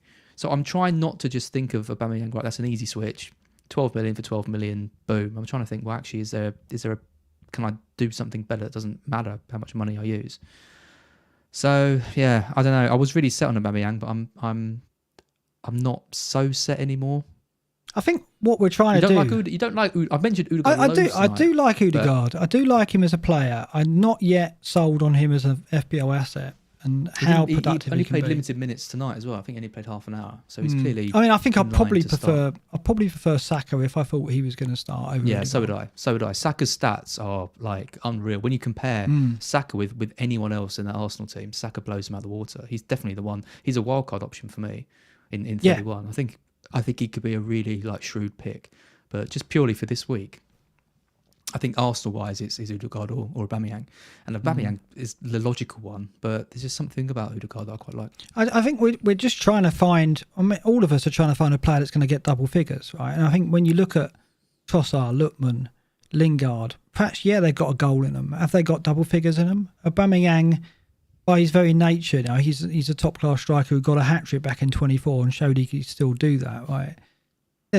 He just suggests there could be a double figure return in him, whereas you look at Lookman or Lingard, like I say, and you think, well, okay, they might get me a goal or an assist. So that's why it's tempting, because you're almost going for the Hollywood pass, the Hail Mary, as Joe said in the Scoutcast this week. You're going for glory, aren't you, with an Aubameyang? Whereas going for someone like Trossard or Odegaard, you're kind of like lowering your sights a bit. Yeah, no, I completely agree. Yeah, I mean, it's one of those ones, and it doesn't really matter too much because we've got the wild card coming up, and we know we're only going to have him for a maximum of 2 weeks. So you can play a Hollywood pass when you don't have to worry so much about what's happening behind you. Is that a good analogy? Maybe not. It is. I mean, and the other thing is, I think I look at it and go, well, if I get Aubameyang in, I can move him out to maybe a Havertz in Gameweek 30 because Chelsea have got that West Brom game. So, I mean, I could do that if I had a cheaper player as well. But I'm always looking at thinking, well, my Gameweek 30 transfer he's going to be a Chelsea player probably because they've got West Brom. And that could either be a defender to an Alonso or an Azpilicueta. Got there in the end. Or we're going to have to sample me doing that, aren't we? Or it's going to be Dave. So much easier. Yeah. Or it's going to be the midfielder I bring in this week, which could be Bale, or if it's Bale I'm keeping because it's Newcastle. But if I bring in Aubameyang, it could be Aubameyang to your friend Havertz, who I know I should really play a sample of me slagging him off, shouldn't I? I know I've talked him down, but I look at he's got it in him. I think you said. I did say that, but has he got it in him for West Brom at home playing in the 9? Yeah, possibly. And that's the thing. So I look at that and think, well, if I do go Aubameyang, it's only a 1 week hit, 1 week punt really, and then 30 I'll probably change him up. Even though he's got Liverpool at home, I think, well, if I'm going to go a Chelsea player, it'd probably be there rather than Alonso coming in at the back. So it might be worth the risk, but I think you raise a good... I mean, if he didn't look confident tonight, he missed chances. Lacazette could come in, Aubameyang could be out wide, or even not playing at all, as we saw at Leicester. They say the issues of him are all over, but are they with the timekeeping? Wow. I don't know. Again, it's just there's no. This game week gives us no certainty whatsoever, and this is the problem. We've got Bale and we've got Aubameyang, players that could promise big scores. We could bring them in, but neither of them are really sold to me at all. And it sounds like you're in the same camp. Yeah, I'd go for Aubameyang. I'm not even really considering Bale. You're to not. be honest. I love him. I think he's Surprising. great. Yeah, I think he's great, but I just don't see Spurs as anyone outside of Son and Kane. And like I said, I actually think I'd rather go for Mora this week. I just think Mourinho could easily just do another thing where he just makes a big thing out of Bale. And he's just like, well, I gave him a chance. And he did well for a bit, but look at this game he played against Dynamo. He's awful again. You're out of the team. Mora, you're back in. Ali, I'm playing you. You're liked now for some. Well, Ali's not going to be back in the team. He played tonight and they lost. I don't know. It just worries me that you're picking a 9.5 million midfielder who just doesn't have the backing of his manager. He could be subbed before 60 minutes if they're losing against Villa. He could not play at all. He could be really ineffectual. I'm just not sold on it. I think I'd rather have Aubameyang with the potential to play up front, and I think they will go for it against West Ham. It's just whether they can actually break him down. That's the question. West Ham, yet again, are one of the teams in 29 who are decent defensively, so we can't rely on that either. Yeah, it's interesting what you say about Bale. You're absolutely right. He could be a scapegoat, and from what I've heard, he was culpable for a goal tonight, at least one of the goals. So, yeah, I mean, I haven't seen the game, but I've heard that Bale was at fault. So down that side with Bale, you've got Aurier or Doherty behind. They're not secure fullbacks, as we said before, right? So you can't afford, you can't afford to be exposed there because the fullback's not strong defensively. It's just, it's not ideal, is it? Far from ideal, which is basically the watchwords for Game Week 29. Okay, let's look at the fixtures and just quickly our predictions. I only look at this because I'm still winning. In the week where you overtake me, we'll stop doing that. You did have a good game week though last time out. Yeah, I did. You really did. I got Arsenal right, didn't I? I got I think it was on the was it the Sunday that I got quite a few. You got the Brighton one right, but you got two scores, didn't you? All the others, yeah, that was nice. Very good. I mean, we're not miles off each other, are we? I mean, no. Was it 45%, 45.5% for me overall, 49.5% for you. So we're still around the 50% mark, but it's your correct scores. Your correct scores. I mean, 15%.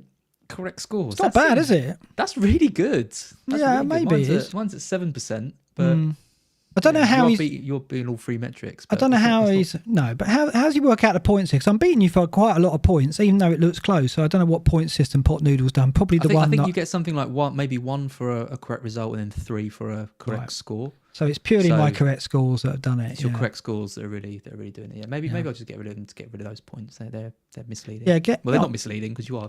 Get on the phone to him and get him to change the scoring system, and then it'll be closed. But yeah, we're doing all right. But let's see if this is how we do here, because I mean, we like giving 1-0 and 0-0 score lines. And to be honest, when I was thinking about this, I do think about it before we come on air. I just don't see goals anywhere here, really. Nope. And we've spoken about it tonight. And this really is the culmination of what we've spoken about up until now, which is when we put our neck on the line about the scores. But FPL Potnoodle was in the chat, by the way. It's 2 for a score, 3 for a result. Right. Thank you, Pot Noodle, and thank you for devising a scoring system which puts me out in front. Thank you. I'll let you start. It's like the Hall of Fame all over again. When I devised that when the professor devised that for Scout, everyone was saying, "Oh, Mark's only doing well because he's tweaking the algorithm to put himself top." I wasn't. Yeah, no, it does sound like you. Fulham versus Leeds. I'll let you go first for the Fulham versus Leeds game, but go on. What do you reckon? I had a little bit of a think about my predictions. Okay. And I haven't got any games over 3 goals in any of them. So I don't think there's going to be any goal fest. No. I think this was the one that a few months ago I'd have said 3 or 4-0 Leeds, but I just don't really see it now. I think Fulham will be happy with a draw, and I'm just going to go for the as special, a 1-1, nice and dull, and I think Park would probably be quite happy with that, to be honest. Yeah, I'm looking at 1-0 either way, and I might go Leeds to win it. 1-0. I think Fulham need the result, and I'd like to think that'll be enough. And I like Fulham. I want them to stay up, but I also like Brighton as well. Surely Leeds have got to score a goal away from home. They're stronger on other people's pitches than their own, for obvious reason. When you look at that pitch, it doesn't get any easier to play on, does it? That Ellen Road pitch at the moment. So I'm going to go 1-0 Leeds. Again, I only see one goal in this. Brighton Newcastle. We move on to this, and again, I don't see many goals, but I do see a clean sheet for Brighton. I'm going to go for the clean sheet. I know, this bias towards Brighton defensive players this week could come back and bite us.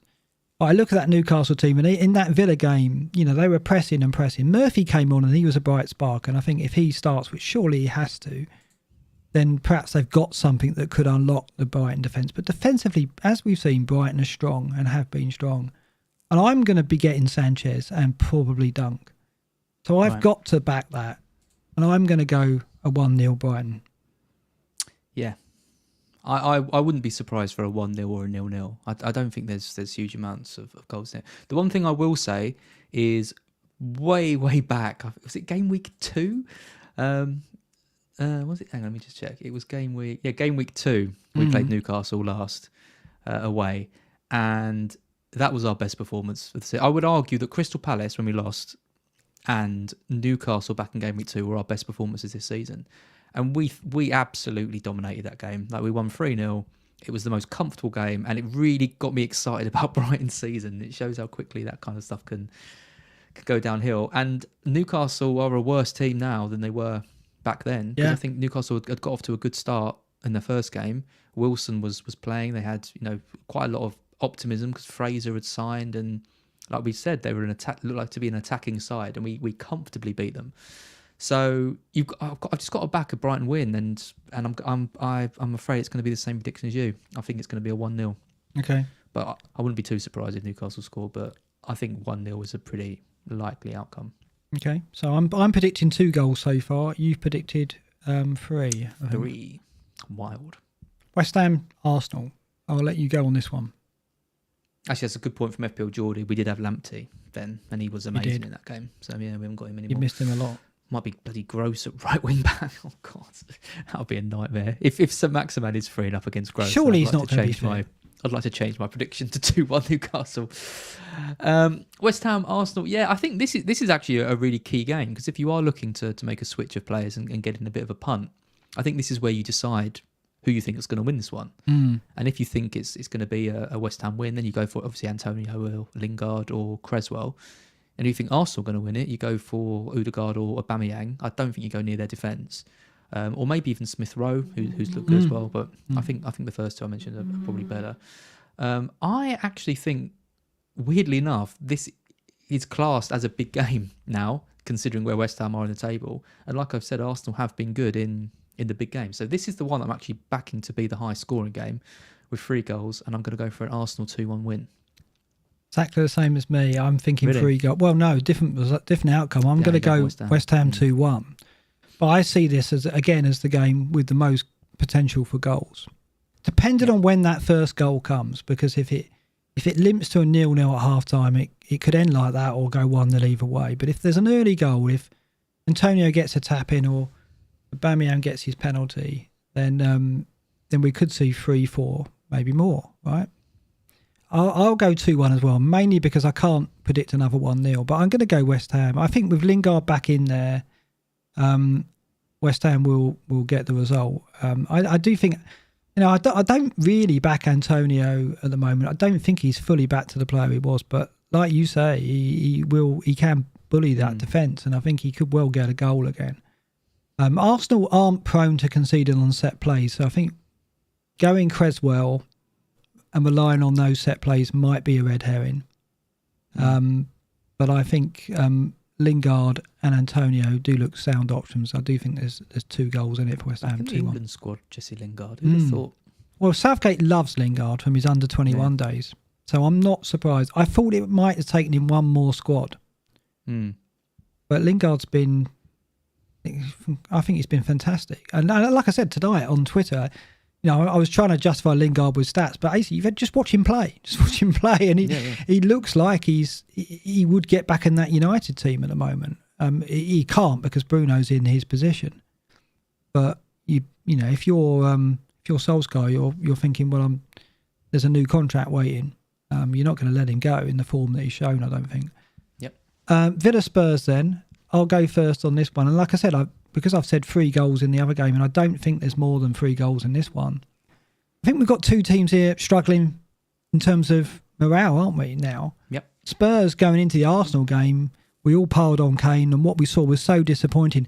Have you made sense of what we saw in that Arsenal game? So I can't quite figure it out. Why Mourinho went in so negatively, I don't know.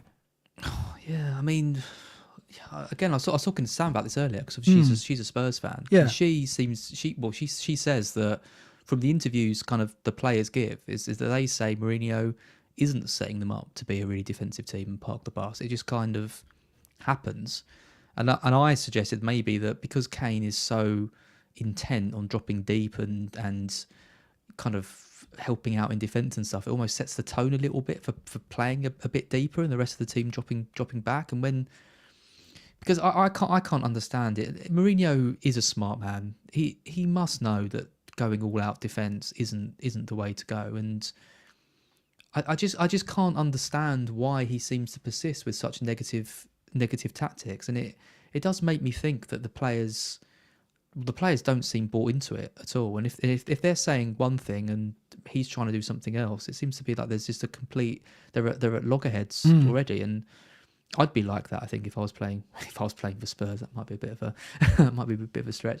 Go on, this perfect time for my sound. Oh yeah, I'll capture that. So yeah, I just think it's absolutely bizarre. I see them, and they put together a good run of results. They look really good. Bale's firing, Son's firing, Kane's firing, but the Son injury is huge, and I don't think Spurs are going to be winning games comfortably in the foreseeable future. I don't think, not like they were a few months ago. What puzzles me, I think I said previously that it's almost like the players are deciding how they play, which kind of goes with what you just said there, is what Sam said. Which kind of indicates that Mourinho doesn't have control of the team, and it's almost like Kane is, as the senior player, the captain, perhaps deciding what goes on there. Kane's performance against Arsenal was utterly bizarre. Like when they had 11 men on the pitch, Kane was completely anonymous. He wasn't dropping deep to get involved. He was staying up front as he has been in previous games. But he wasn't getting no possession, no touches of the ball hardly in that first half. Lamela gets sent off. Suddenly he's interested again, and he had the chance that was disallowed for offside, and he had the goal over, and he had the free kick. He looked a bit more committed. He looked a bit more involved. First half, I thought, well, he's still in. I think he's still injured. Like, he didn't look like he was able to get involved like he was. I think I messaged you in the first half and said I think this is one of Kane's worst ever performances for Spurs. Just offered nothing. I mean, it was one of Spurs' worst ever performances. I thought Arsenal played really well, and Spurs offered absolutely nothing. And I mean, Lamela's goal was absolutely ridiculous. Like, why? I mean, I know that some players don't really have a right foot or a left foot, depending on their preference, and I've never really understood that, because surely you're a professional athlete, you should be able to hit a ball with both feet. But to actually not even hit it with your right foot, but to try that, Rabona was just, it's outrageous. I can't ever get my head around having the goal to do something like that, but fair play. But other than that, they were just awful. Just so bad. And it's not. I'm not surprised that they've got out tonight, because the signs were there that something's wrong. Apart from something's wrong, and you're right. And until Lamela got sent, when Lamela got sent off, it was more, I think, really kind of drive things forward. Kane got into the game a bit, but it was too late. Also, what was interesting, Kane had that aggressive challenge on the Arsenal player, which didn't get a booking. Remember, he shoulder to shoulder. It was a booking, right? Pure frustration. Minutes after that, Lamela got sent off, and I almost think Kane's got to look at himself and think, well, I kind of set the tone there for that. Exactly. Yeah. He's the captain, and he goes in like that on that Arsenal defender. Got away with not getting booked, but should have been.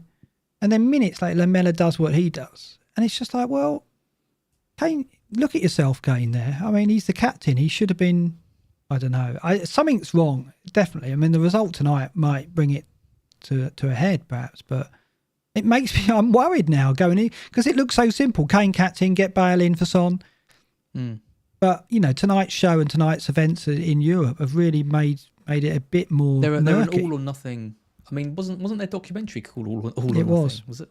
Yeah, I mean, that is them this season, isn't it? They are literally all or nothing. They're either beating teams comfortably, looking really good, front three clicking and gelling, looking great, or it's all the problems of really poor defence, conceding way too many goals, players not looking interested or buying into tactics. And at the moment, I think they're in that rut. So that's why I'm so hesitant to captain Kane. Well, I'm going to go 1-1. I don't think there'll be many goals in this. And if I knew Son was playing, I might be different. I might go for the Spurs win.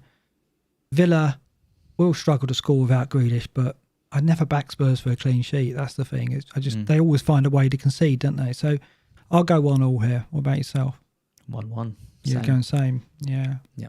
I think either team has got the cojones to win it. And I think it'll just be a I think it's going to be a rubbish match. I'm not even going to watch it.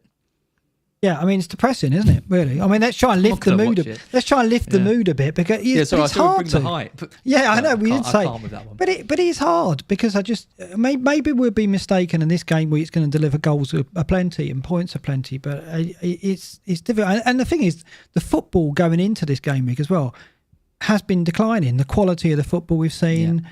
So it's very hard to imagine that suddenly we're going to get a burst of goals and thrillers over these 4 fixtures. And, that's influenced our especially with our the first 2 games, there's so much on the line for Brighton and Fulham. And the second 2 games, you've got Arsenal and Spurs who've just played in Europe. So all that points to me to be leggy and a bit jaded and a bit kind of, for Fulham and Brighton, it's nervy. Yeah. Bringing up the captain matrix, because what's interesting here, obviously, we'll look at the game week captain in a minute. But going down, we've got game week 33 on here now. And game week 33 is interesting because City and Spurs are missing from that game week. And when you look at the captain contenders for that, you've got Fernandes at home to Leeds. Then you've got the Liverpool trio, Fernandes away at Leeds and the Liverpool trio at Newcastle. Maybe we'll be thinking about Liverpool at that point for the run-in. But there aren't many options. So if you haven't got a wild card and you're thinking, right, I'm going to, for some reason, get Bruno out, or you're going into this period without Bruno, look ahead to 33 because there are 4 teams who don't play. 2 of them are City and Spurs. And it leaves us empty on captains, I can tell you that. So it definitely was worth planning with that in mind. Fernandes, arguably the best captain in 32 as well, with Burnley at home. So Bruno's a player we want to keep on our wildcards in all likelihood. And if you got rid over the spell, get him back in. So the matrix, always worth keeping an eye on that and planning ahead. The captain then, I mean, we talked about it. Kane is going to be overwhelmingly the most popular. Massively. And you have got to be brave to overlook him, not because, Kane is by far, he's on form and, he's going to hit a double-figure score, but because the candidates elsewhere are so, well, they're not strong, they're weak, should we say. I mean, we've got, our table shows Antonio, in terms of expected goal involvement, non-penalty top here on 129.9. Bale next, then Kane. The players I've singled out are Antonio, Bale, Kane, Bamford, Rafinha, spelt incorrectly, Son, Aubameyang, pronounced correctly, Lingard and Lookman. When you've got Lingard and Lookman on the captaincy, but Lingard I think actually is, Lingard this week, I've been listening to a lot of pods, has got a lot of laughs, a lot of kind of jeers, if you like, and people going, oh, I'm considering Lingard. But I think he deserves being considered given the form he's shown, and I think he's a good option. He's no worse than any other player on that list. No. But when you've got Lookman on there, who's a player who's looked great but not convinced with an end product, you know that we're really in trouble, aren't we? But you're looking at another player other than Kane. Is he on that list? Well, I've got it on Rafinha at the moment, but then I'm just because of what I've seen from Rafinha. I think Leeds have been struggling, but Rafinha to me has been just incredible. Just he has been the one really trying to make things happen, and obviously Bamford being out. Well, Bamford potentially being out or potentially being a little bit injured and stuff might harm his assist potential, depending on who they play up front. Maybe make it better. I mean, he's been missing loads of chances that Rafinha's been creating.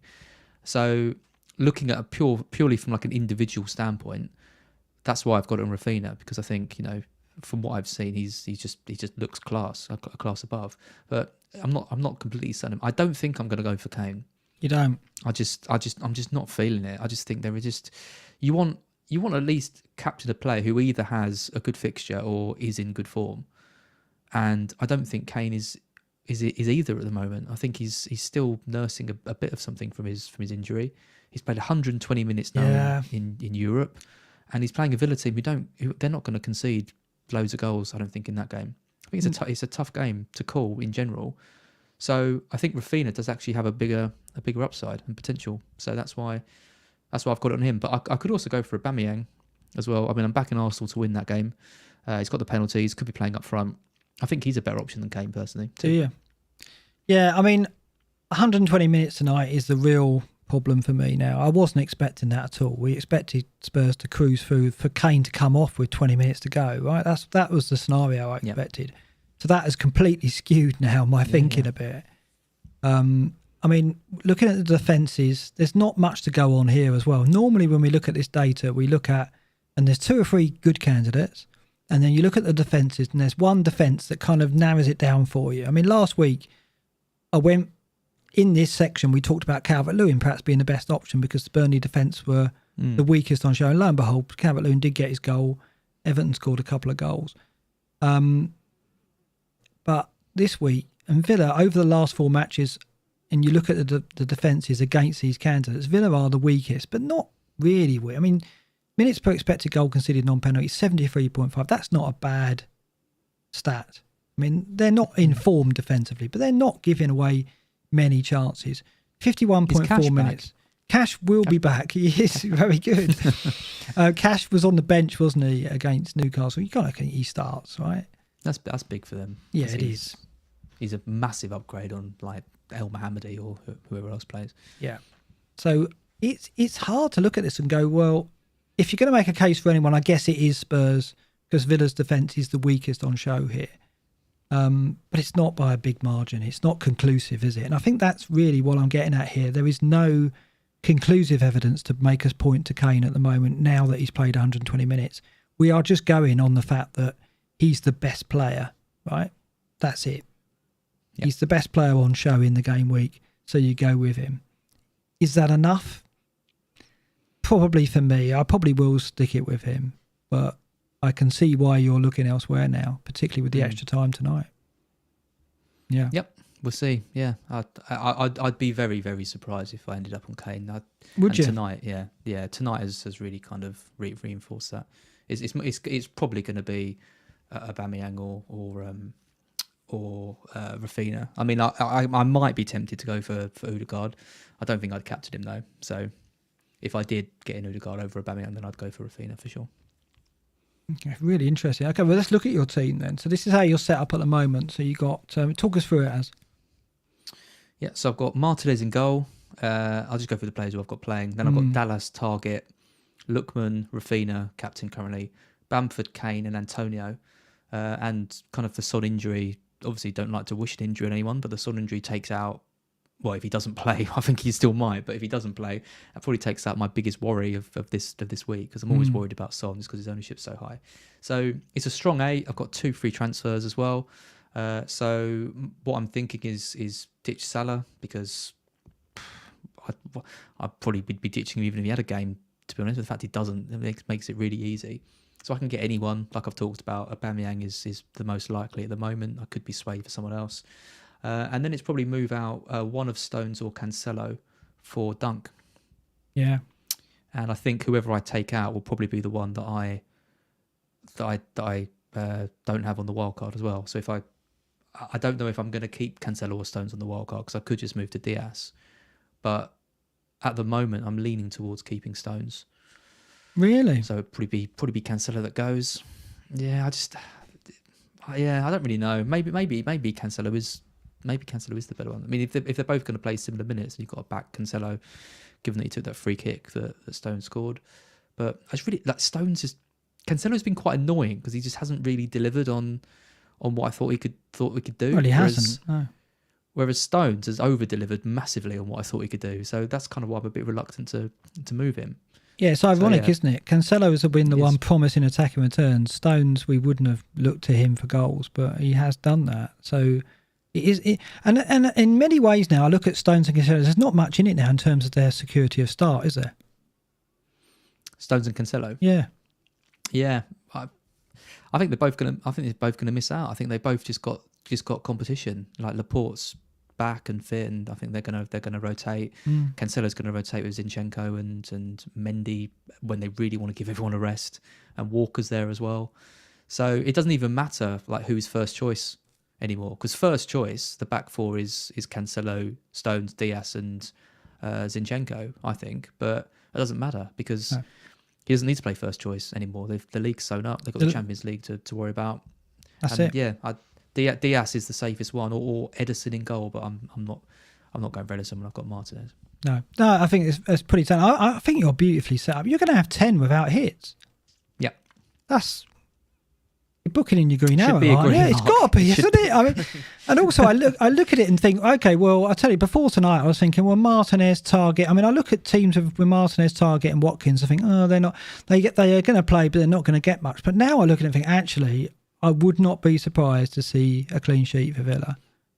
You know, in a 1-0 Villa, and I haven't captain Kane, and that's a great result for me. I know. So I'm less confident now that Martinez and Target aren't good picks for this week. I don't know if I'd be buying Villa defenders, but I'd have far more confidence now holding them and thinking, well, I'm going to get some points out of them. So yeah, you're going to have 10 with no hits. I think that's a really, really strong position. So you're going to gain from this, aren't you? And wild card to come. Yep. Hopefully this is a sign of good things to come. But yeah, if all my players play, then I should get a green this week.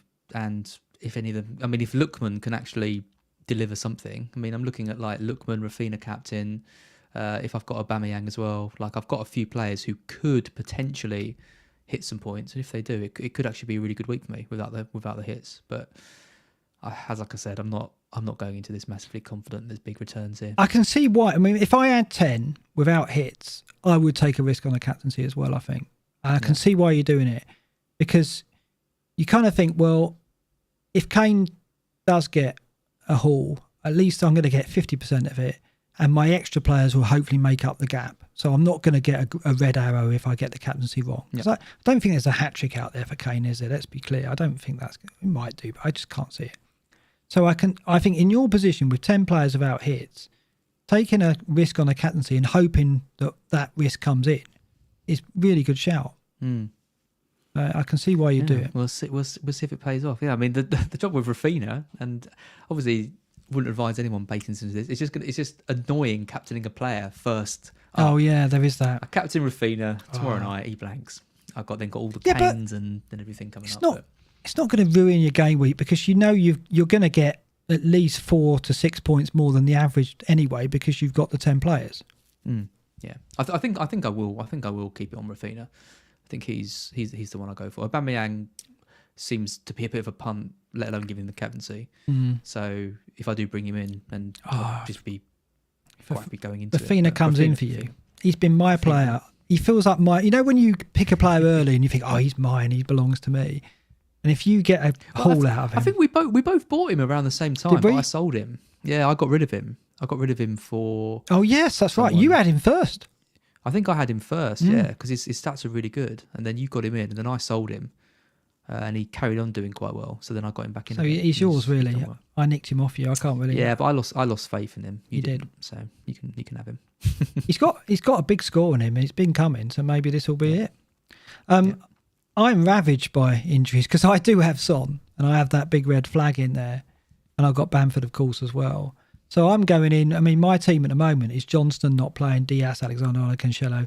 The only one defender I've got is Dallas, who probably is the best one to have, but that's it. Lingard, Rafinha, Son, Kane and Bamford. So I've only got 6, and one of them's Son. So I'm going in with 5. I've got 2 free transfers, luckily, right? So I can get to 7 without hits. I'll probably take a hit and get to 8. So this is, look at you with 10 and no hits. No, check me out. So, I have had to put up with Lookman for like the last 5 weeks, so it's not all. Okay, rosy. fair enough. But, so I look at it and think, well, I think I've got a plan. Johnston to Sanchez and probably either Trent or Cancelo to Dunk. And then it's whether or not I go Son to an Aubameyang or a Bale. And what you've said tonight has made me think more on about Son, and maybe you're right, maybe he could be patched up.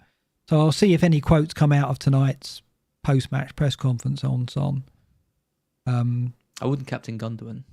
No, I'm not going to captain Gundogan. I didn't change my captaincy before I get Not Kane gonna as do vice, this. so it's fine. You know, Bench Wing.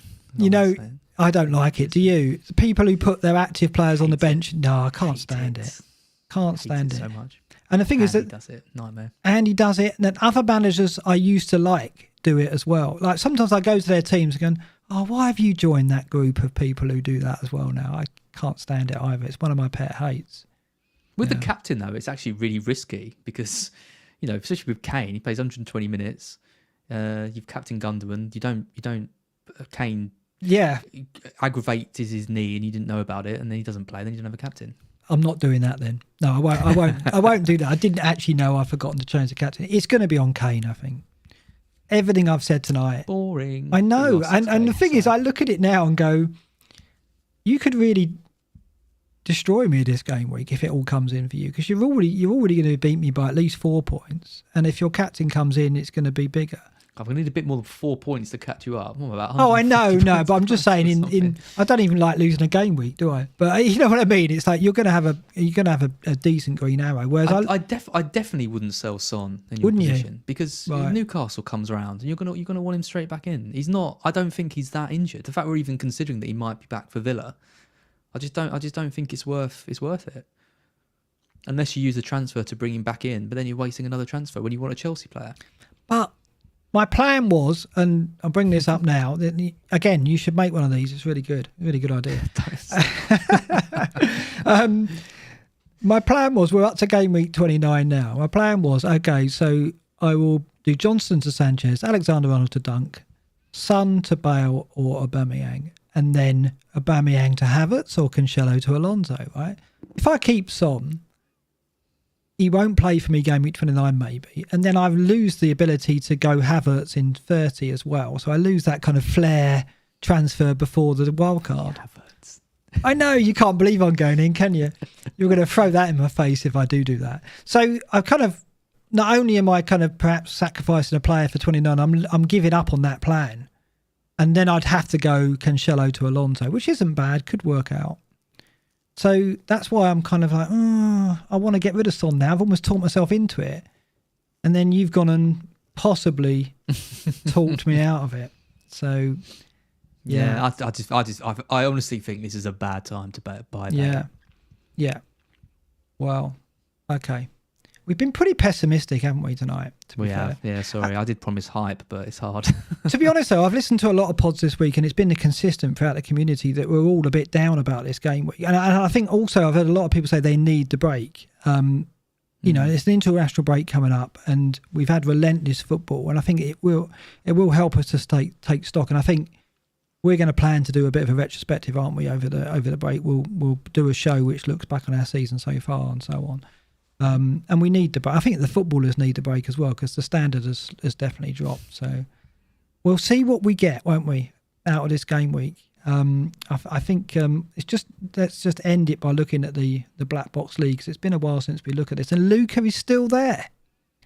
He's still at the top. Very impressive. 29th overall. And I think he did lose top spot for a while, a couple of weeks back, but he's regained it now. And still, you know, he's in the mix. He's in the mix for the title still. He needs a bit of a hike in the next few weeks, but 29th is all right. Points. Crazy, isn't 300 points ahead of me. Yeah. So Luka Bubnik, who did follow me recently, so I know he's watching the show, hopefully. Keep it going. Stay in there. This is not the game week where you're probably going to make a move, but hopefully, I don't know if he's got the wild card to come. I hope he has, and we'll see what he does. So hopefully he's playing that in game week 31. He can watch our drunken stream and ignore everything we do. And then for sure. Yeah. That'll be the way to go. If you want to join the league, V8TX2P. Yeah, join the league, and if you can get above Luca, we'll mention you on our Jesper Olsted in second, 78th overall, and Chris Newman 93rd overall, and they could yet push up. I've seen a lot of people around this mark push up with weeks to go. So it'd be great, wouldn't it, to have Luca or somebody up there in the last few weeks bidding for the title. So best of luck with that. It's just over to you, Az, to do the smash and likes now. Smash the likes, yeah. We did have a super chat message earlier, but it wasn't a question. It was kind of just the stream. We did. I didn't mention it at the start, but again, if people do want to start using the super chat, then Mark and I will stay behind after the show and do a bit of a Q&A session. So yeah, we're going to do. It's going to catch on, but if should we do that? People are interested in that. Should we do that tonight, just for 10-15 minutes? Let's see a few questions come in. Yeah, we can do. Let's do that. Okay. Yeah, cool. But we'll do it anyway. No super chats, but if people do want to stay behind, we'll answer some questions for 10 or 5, 10 to 15. But yeah, if you're still listening now, we've got 1,600 people watching live, which is amazing. 232 likes. Hit that like button right now. You know you want to do it right now. And make sure you're subscribed. I described what subscribing onto YouTube was to my parents the other night. Oh, how did that go? Well, if they're listening to this, that means they probably did get a notification about the stream, because I don't think I told them that it was at 9 tonight. So because they missed last week because we did it at a different time. Well, that was my fault. So hopefully they're listening. But yeah, hit the subscribe button and you'll get notified of that. But yeah, thank you everyone for listening. I mean, I don't know how we managed to get 2 hours out of these like 4 fixtures. So you've done well again, Mark. But yeah, that's it. We can talk FPL for hours, can't we? So we'll come back after the credits for 10 minutes, answer a few questions. But it's for now, it's a good night from me. And good night, everyone.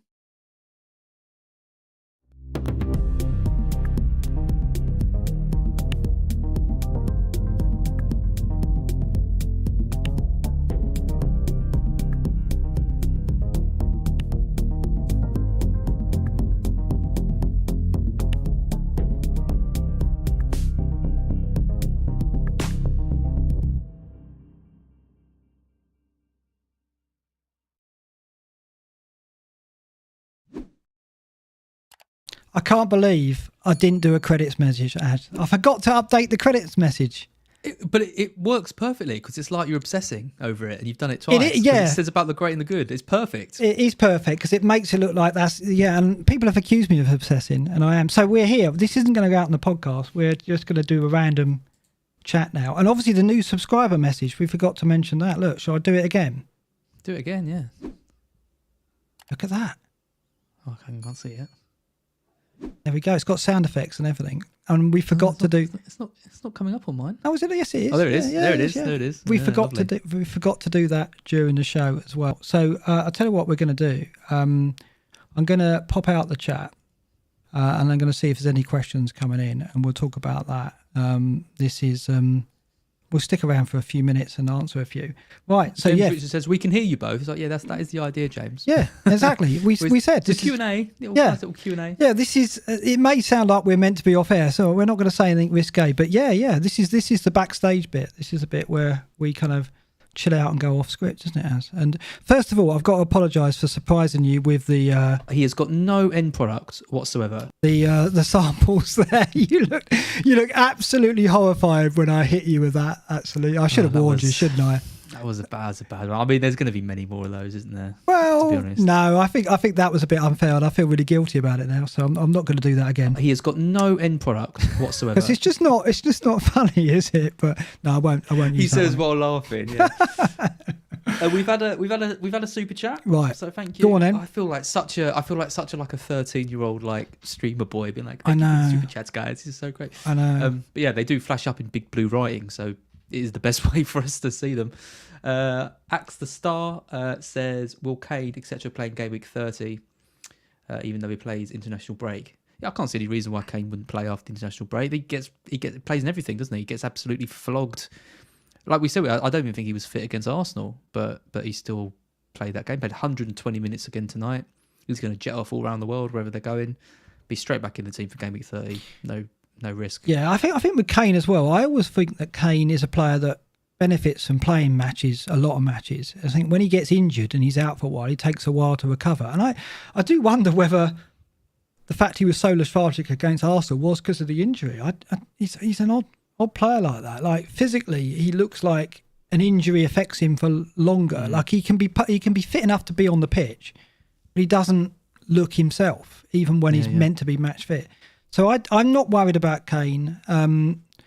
Son, I guess I would be if he went away and played that friendly with Japan, maybe. But I think Spurs just need him, don't they?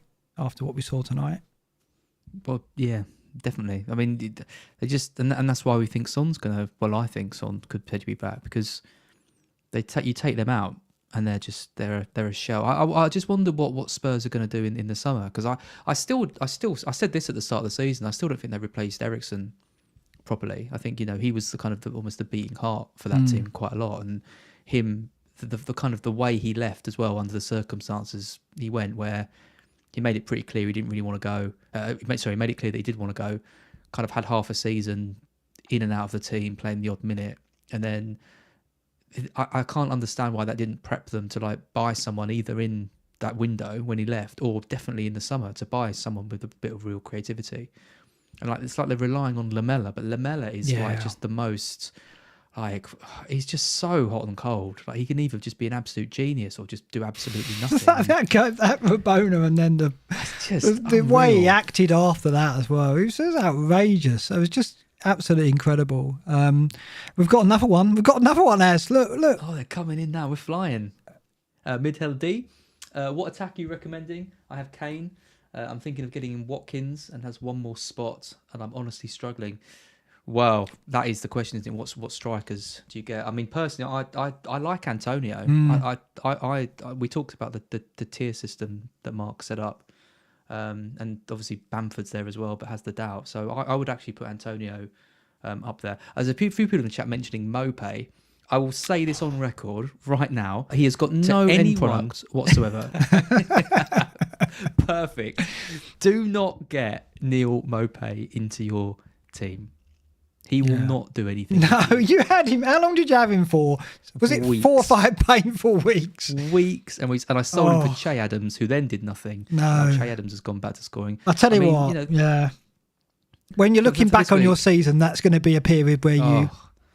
I know, just that. The thing is, though, it's tough, isn't it? Like the 6 million striker spot is a tough one because you're not expecting massive returns from every week, but you need them to tick over a little bit. And they're never really a position that you want to sell because you think, well, unless they've got a really bad run of fixtures, which Mopay never had. He always looked lively. Brighton always looked good, and he just never did anything. So yeah, nightmare. Just don't go near him. I think I'd go for Antonio after this week going forward. One player who could factor in might be Iheanacho, who is actually one of the most bought players this week. He hasn't got a game. I saw that. Good one managers, but he's 5.7, and if you're looking for a striker around that 6 million mark, he could come in. And has he done enough to stay in that team though? I guess that's the thing. What other options have they got? That's Maddison, if he is out for the season, then he's going to stay, isn't he? Yeah. No, I think you're right. No, I'd go Antonio as well. Not bad. No, but absolutely. Antonio for me. Yeah, I think. I mean, the thing is, Antonio, he's not perfect. He's not what he was yet. But he's got enough to get a goal, as we've seen. So I definitely think he would be my option. Madger, if you need a differential, would be worth a go, maybe. If you've got that, if it's a free transfer, then and you need to gain ground, Madger would probably be my pick over Antonio if you thought Antonio was too dull or your rivals had him. I'll tell you what, though, I do. Middle does mention Watkins, and I do actually like Watkins. I think he's the kind of player who could really annoy Spurs. Luke describes him as one of these busy players that he likes. He's going to harass those defenders like no one's business. He could do quite well. The thing is with Watkins, it's he has got no end product whatsoever. I mean, that's the thing. I do worry. I know it's brilliant. I do. I'm surprised to see him in the England squad. I really was. I mean, he has worked hard and he's deserved to be in the conversation. But I think it's a bit soon to throw him in there. I guess because Ings is injured, he gets that look in. I think Ings deserves the recognition over Watkins, but he's not in the frame at the moment. So I was surprised. I was like, well, okay, I saw it coming eventually, but maybe not yet. Yeah, you weren't happy with Watkins. No. But I think maybe that could really... I think he could be the type of player to really draw a lot of confidence from that. So I think he will cause Spurs problems. I think he just offers something a bit different because he is that energetic kind of presence. I mean, he's cursed. He won't score. He's much more likely to be crazy, have 4 goals judged off of VAR and it's unbelievable. Offside too much and all that kind of stuff. He's been an interesting player, fantasy terms, this season. He really has. Okay, so we've got Axe the Star again. Quarantine rules Do you know about the quarantine rules? No, what's this? Well, I think he's asking us, what are the quarantine rules when players come back? I'm afraid that's the start. You've wasted £2 because I haven't got a bloody clue, and I doubt Mark does as well. No, I wouldn't know. I wouldn't know what that was, and why does it affect? Why does it affect Burn there? I'm not quite. No, well, I think he's saying that because we have another player called Kabalnik who hasn't. I don't think he's played any minutes this season, and I think he's saying he rates him over Burn, or he comes in for Burn, which I mean he could do. I mean this is the trouble when we're playing with this 3 centre-back system, and Burn gets injured, we haven't really got that many replacements anyway, and then we're short at right wing back and left wing back as well. That's why Gross and Zakiri and these guys are kind of filling in. So if Burn is out, I don't really know who's going to play where, in all honesty. If Burn is fit, I think he goes back into centre back, and Veltman carries on the right, and Zakiri plays on the left. But Sakiri's down as a forward in FBL, isn't he? I saw. I know. Joe mentioned it on the Scoutcast. I was like, well, yeah. It's like OOOOP. Yeah, interesting. MXD216 says Areola or Martinez this week. I would go Areola, but I do think Martinez could hurt me again. I mean, I really did look at this week and thought, all those smug Martinez owners, they're not going to get any points out of Spurs, but I'm less confident about that now. I don't think I'd buy Martinez over Areola though for this week. Obviously, I think Martinez does have a good fixture in 30, though. Let's just bring the ticker up here. He's got Fulham at home. So, obviously, Fulham will go to Villa. I mean, I think, to be honest, Villa-Fulham, that could be a low-scoring game, and either team could get a clean sheet out of that in 30. So, I wouldn't be worried about bringing Areola in. I definitely think he's the better option for 29. What do you think? I like them both, actually. I think both have got the potential to face a lot of saves. And I think both do have a chance of getting a clean sheet in that game as well. I think I'd probably back Martinez just because I think Villa are I don't know, actually. Would I back Martinez? It's really close. No, I think with the game week 30 in mind, I'll go for Martinez. Would you? If it was purely just for this week, I'll also go for... No, I will go for Martinez. Well, I mean, we don't know if MXD is... I've got them both down as 1-1. You have. I don't know if MXD has got both, and they're asking who to play. Yeah. Or whether he or she is transferring them in. I personally would go Areola. I think Martinez is just such a hero, though. I know. It wouldn't surprise me if he pulled off another. I had him for 6 weeks. He did really well for me. Then I got rid in the wild card, and I really regret it. I went Pope, and part of the retrospective is I'll look back and see how that cost me, because I'm pretty sure if I'd have kept Martinez over Pope, I'd have been about 10 to 15, maybe more points better off, which is really annoying. Because do you remember when we did the wild card, I was really smug about, I'm going to change my goalkeeper with the wild card because I see it as a key position, and everyone's going to keep Martinez. Bloody nightmare. Do you remember that?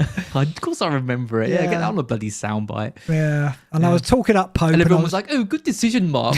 You're such a genius. Well done, Mark." Such a bloody genius. It's probably my biggest mistake over the season. FBL Sponge, drop Son for Lingard or DCL for Antonio Bamford. I'll let you go first on that one. I know where I'm going with that. I do really like Lingard for this week, but like I said earlier, I think you're going to want Son back in for that Newcastle game. So I personally wouldn't do it, especially because I think there is a chance that he even plays in this one. So I wouldn't personally do that one. If it was for free, possibly, but with the idea of getting Son back in, if you know, for that game. But I definitely wouldn't do it for a hit. Calvert-Lewin to Antonio Bamford, probably not, again, just because Everton have got that Palace game in 30. So unless you're going to bring him back in straight away, I wouldn't do it. And the thing is, like we've said, I think the team to target in Game Week 30 is Chelsea.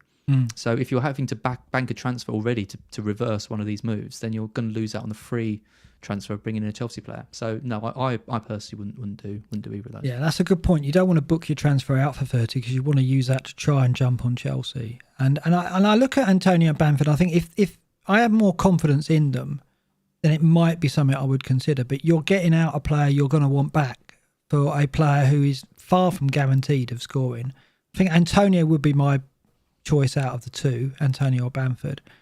would I drop Son for Lingard? I think that's tougher. I mean, before today and before Az sowed the idea that he could play, then I would say yes. I mean, I'm a big fan of Lingard, and I think he could be a really good player to get in. I think free hit managers will get him, but I don't think too many others outside of free hit will get him in, because I think they'll have other priorities. So I like that move, Son to Lingard, but I'm now less certain, thanks to Az's suggestion, that Son won't play. Sorry.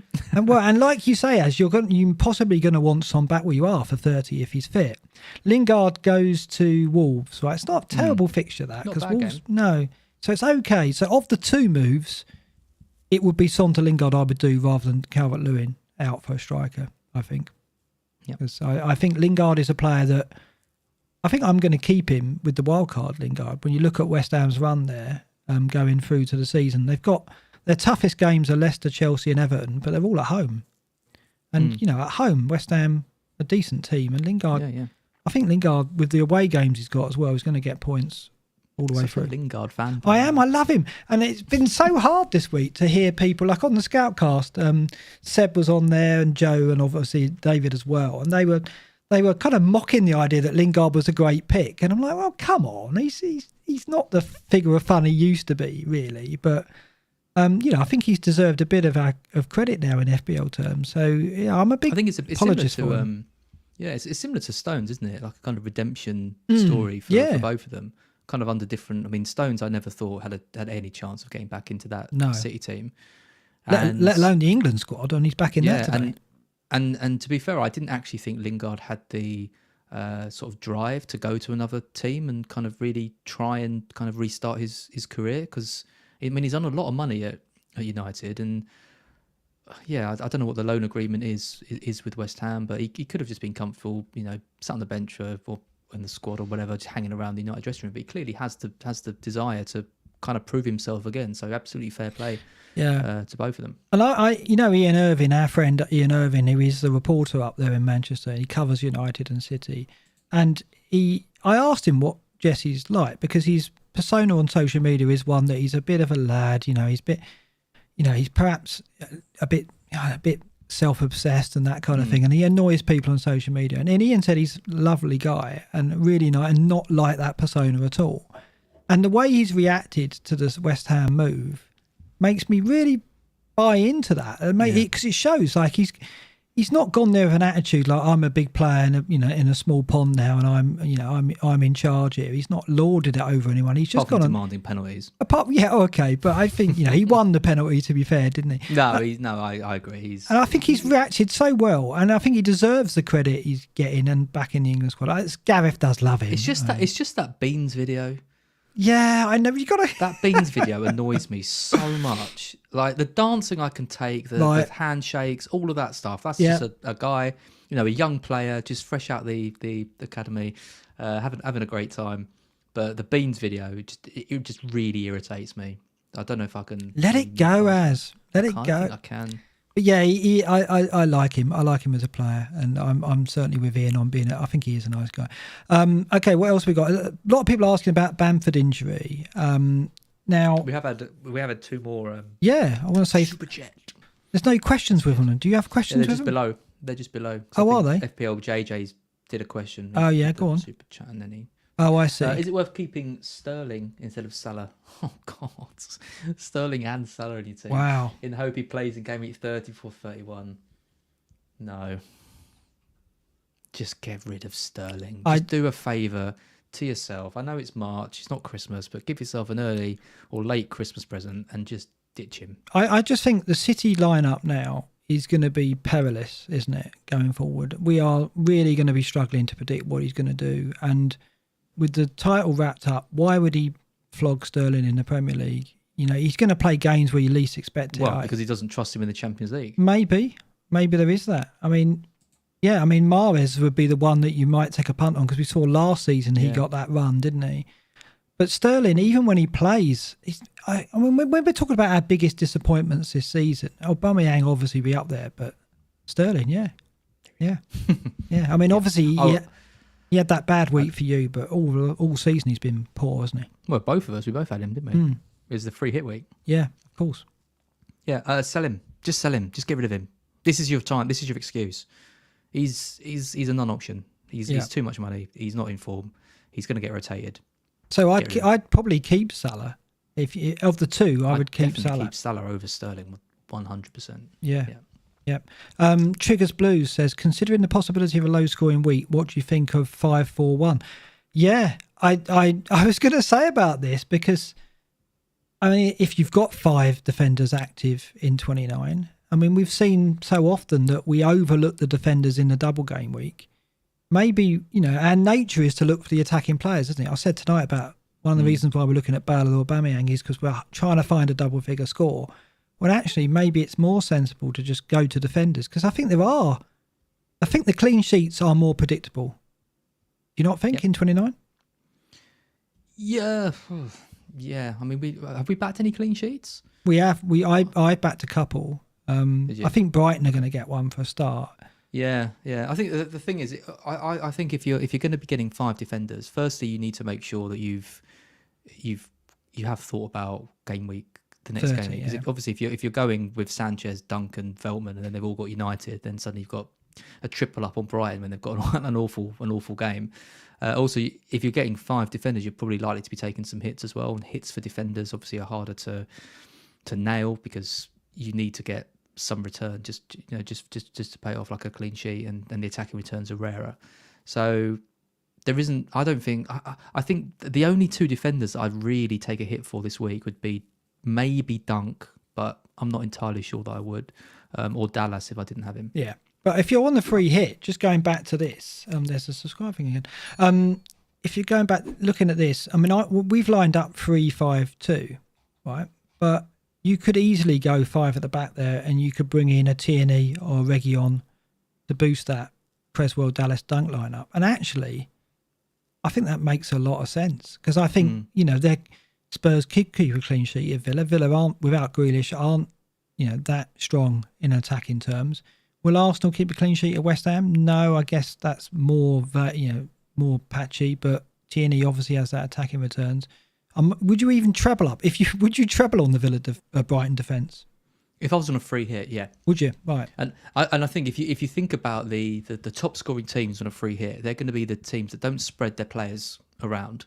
They're going to be the players that go hard on 2 or 3 teams and back it. So yeah, I probably would. I'd probably go for Sanchez, Veltman, and Dunk, to be honest, if I was on the free hit. Trigger Blues did say he is on a free hit. So yeah, I think 5 at the back. It's still not what I'd do. I would still get a midfielder or an attacker, just kind of almost in the hope that they would return. But I do think it is viable to go with 5. But it's a good way of I think many free hits will have these players in, but it's a good way of differentiating yourself in going back in the defence and going 5. I think it's probably a worthwhile tactic. It's definitely worth a look because it's, you look at that midfield and you look at the B team there. The options don't scream at you as that great, do you? So you've got to think that if most managers are going to go 3-4-3 or 3-5-2, which I think they will, going 5 at the back is a good way of making yourself different, and I think it could easily work. We've got one from Ryan Turner here, a £5. Thanks very much, Ryan. Very generous. Yeah, the Man City of the FPL podcast world. Oh, is that where we are? Well, that maybe it means we're going to tail off and not bother for the next 8 game weeks. What do you reckon? Yeah, you can be Sterling. I'll be. You could be Mahrez because you love him so much. Thoughts on going rogue with the captain being lower risk than any other weeks? Magnus isn't going Kane, right? Yeah, Magnus went Vardy, didn't he? Did you see that? Oh, what a shot that was. And you're in this camp. I mean, talk about it a bit more, endorse it more, convince Ryan that that's the way to go. I still have issues with people talking about effective ownership and risk. I mean, it is lower risk doing it, like you said, because I've got more players. It kind of balances out. But I still think you captain the player who you think is going to score the most points. And it is, honestly, it's every time I say it, I get said, "Oh, that's great advice. I was always so clever." # insights and all that. But I think people overthink it too much, and they do look too much at effective ownership and stuff. So I don't think it's any better week than others. I think it's a better week than others to go a bit different because there aren't that many good options and there's no standout. And I don't think Kane is the standout option this week. If Kane had Palace at home, I wouldn't suggest that you go for another player just because Kane's effective ownership is going to be so high. I don't think you should base that decision on it at all. So my answer is the same as always. I think it's a good week to go rogue with a captain, like it was last week, but it didn't pay off. But hopefully it can, and you will get a better reward out of it. If because I think most people are just going to go for Kane as a default. I think that's the factor for me. Like, I'm typical, I think, of a lot of managers. I'm going to have 7 or 8 players, and I'm going to go Kane captain. And the reason why I'm going to go Kane captain is I'm just playing safe because I've only got 7 or 8 players. If I was free hitting, or if I was in your shoes and had 10 players, I think you can afford to take a risk because you've got that cushion of the extra 2 or 3 players. And I think that's a bit of insurance to go, well, fuck it, that's got our ratings up. I know I should have done that instead. I know. But I think that, you can do it. So I think, Ryan, if you're in the position of free hitting or you've got 10 or even 11 players, then take the risk on the captaincy, I think, is the way to go. If you've got 6 or 7 players, then you're going to be more conservative, like me. And I don't see me going beyond Kane. I think I'm going to be there. But I think we're quite typical of 2 different approaches to this game week. You've got the 10 players. You've got that insurance. Go for a different captain. I think it's a good tactic. Tony Terrell, do you want to read that one as? Kane in for Calvert-Lewin for a hit, or keep Calvert-Lewin. That is a tricky one. If you're going to captain him, yes, I'd say so. You could always move him back to Calvert-Lewin if you really wanted to. But then, I know my answer. My answer is yes, because Kane's got that Newcastle game as well coming up. I mean, Calvert-Lewin, I think, has got that Palace game, which looks good, but I would expect Kane to outscore Calvert-Lewin over the next 2. So, I would do it. Yeah, I think I concur with that. I mean, at Newcastle, and the thing is, Spurs' form seems to shift so quickly that just because they're going into this Villa game and we've got doubts about them, it could snap back the other way and suddenly we're going, we've got to get it on Kane at Newcastle. So I just don't trust... Kane's a must for Newcastle. I think so. Yeah. I want to go back to them. Let's have a quick look at the matrix and see what the other options are for that week. Okay, Fernandes at home to Brighton, but I don't think that's an easy game for United. Brighton will go there with a really strong setup and a plan, right? And I think you could frustrate United. So I do think, if Son's fit, then Kane becomes even more attractive, doesn't he? And for the hit... Yeah, probably, because you're going to get the 2 points back. And even though Calvert-Lewin is going to be a good option for 30, you're getting Kane for 30, who is stronger, really. Yeah. So, I would do it, Tony. I would definitely do it. Well, I think that's about it. That went really well, didn't it? That was good. That was really nice. Yeah, we'll try and answer a few more each time we do it. But thanks very much for all the super chats. That was really good. And... thanks for sticking with us all the way through to the end. We were how late were we tonight? I know you did. Yeah, I should do that again. And you heard a bit of this. I live in the real world, not the fantasy world. We love you, Dean. Whatever. Yeah, whatever. Right. I'm going to bed. It really is good night for me. Good night, and good night for you. Good night, everyone.